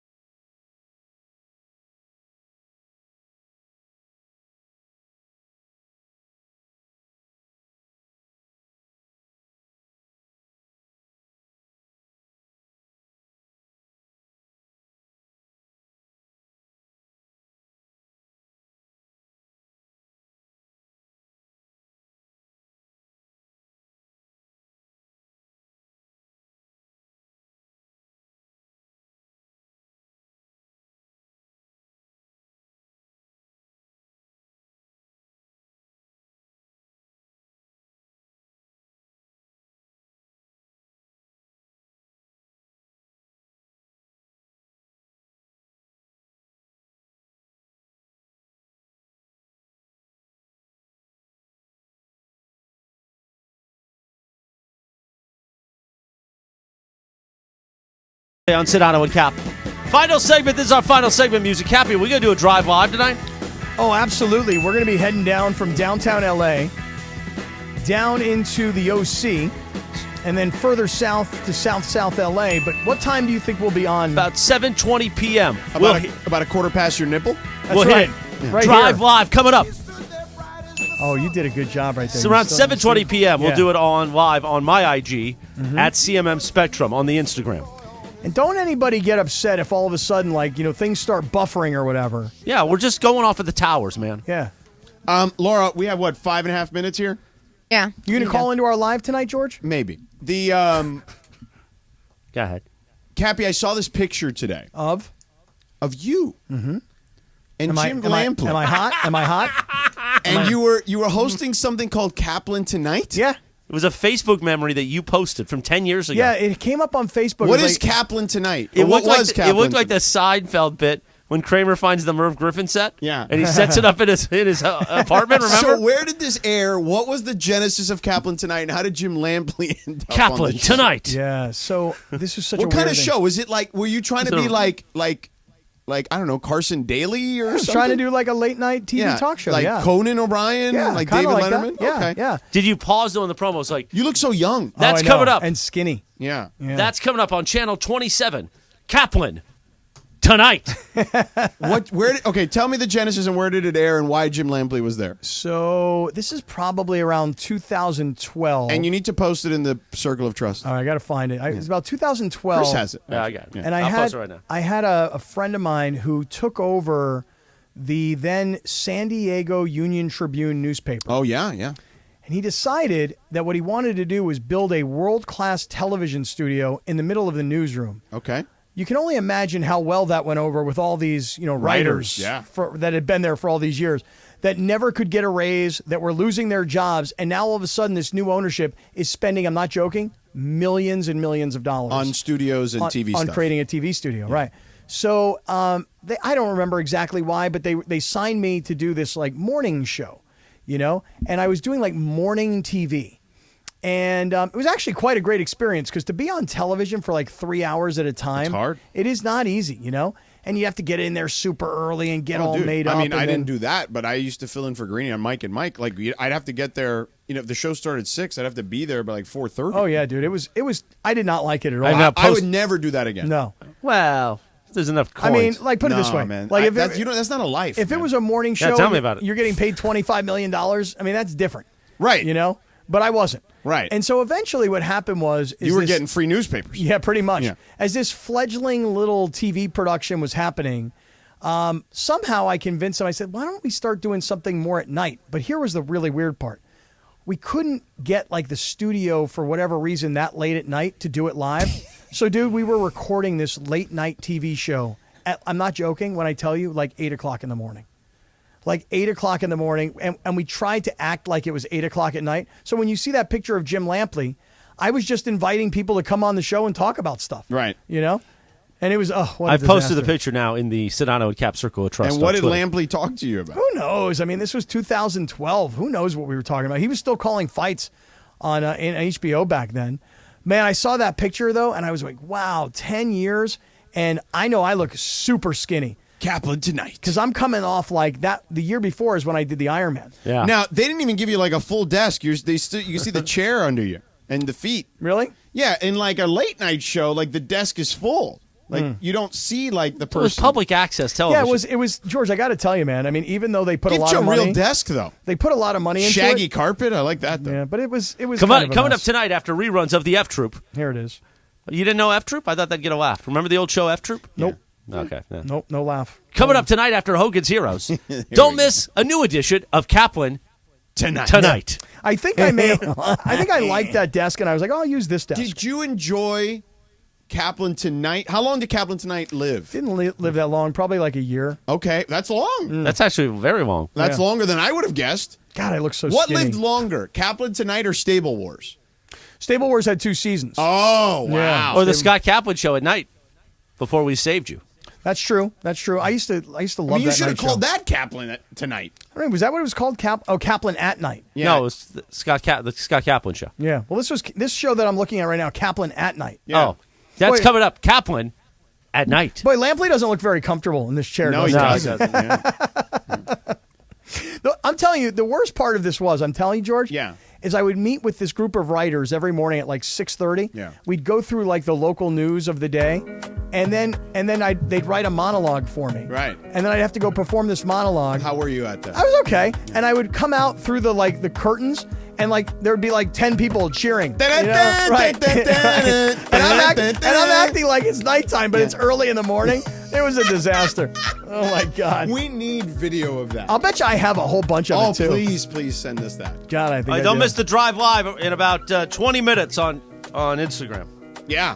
Great job, Linz. Welcome back. Lauda, Funchy for the story. Be careful out there. Christopher, Cappy. Yo. Kaplan Tonight. It is a final. What a Talk great to you. show. We'll talk to you, my The guy. other shows couldn't dream to do the show like we just did today. Listen to it back, everybody here in the building. That That is a radio education. Listen on the podcast. Yeah. You want to know how to do great sports radio? Listen to the show we did today for 3 hours. You scumbags. And then, Oh, whoa. jeez, like, Good wow. Lord, Like, that put him in Dave escalated Roberts quickly. category. Jeez.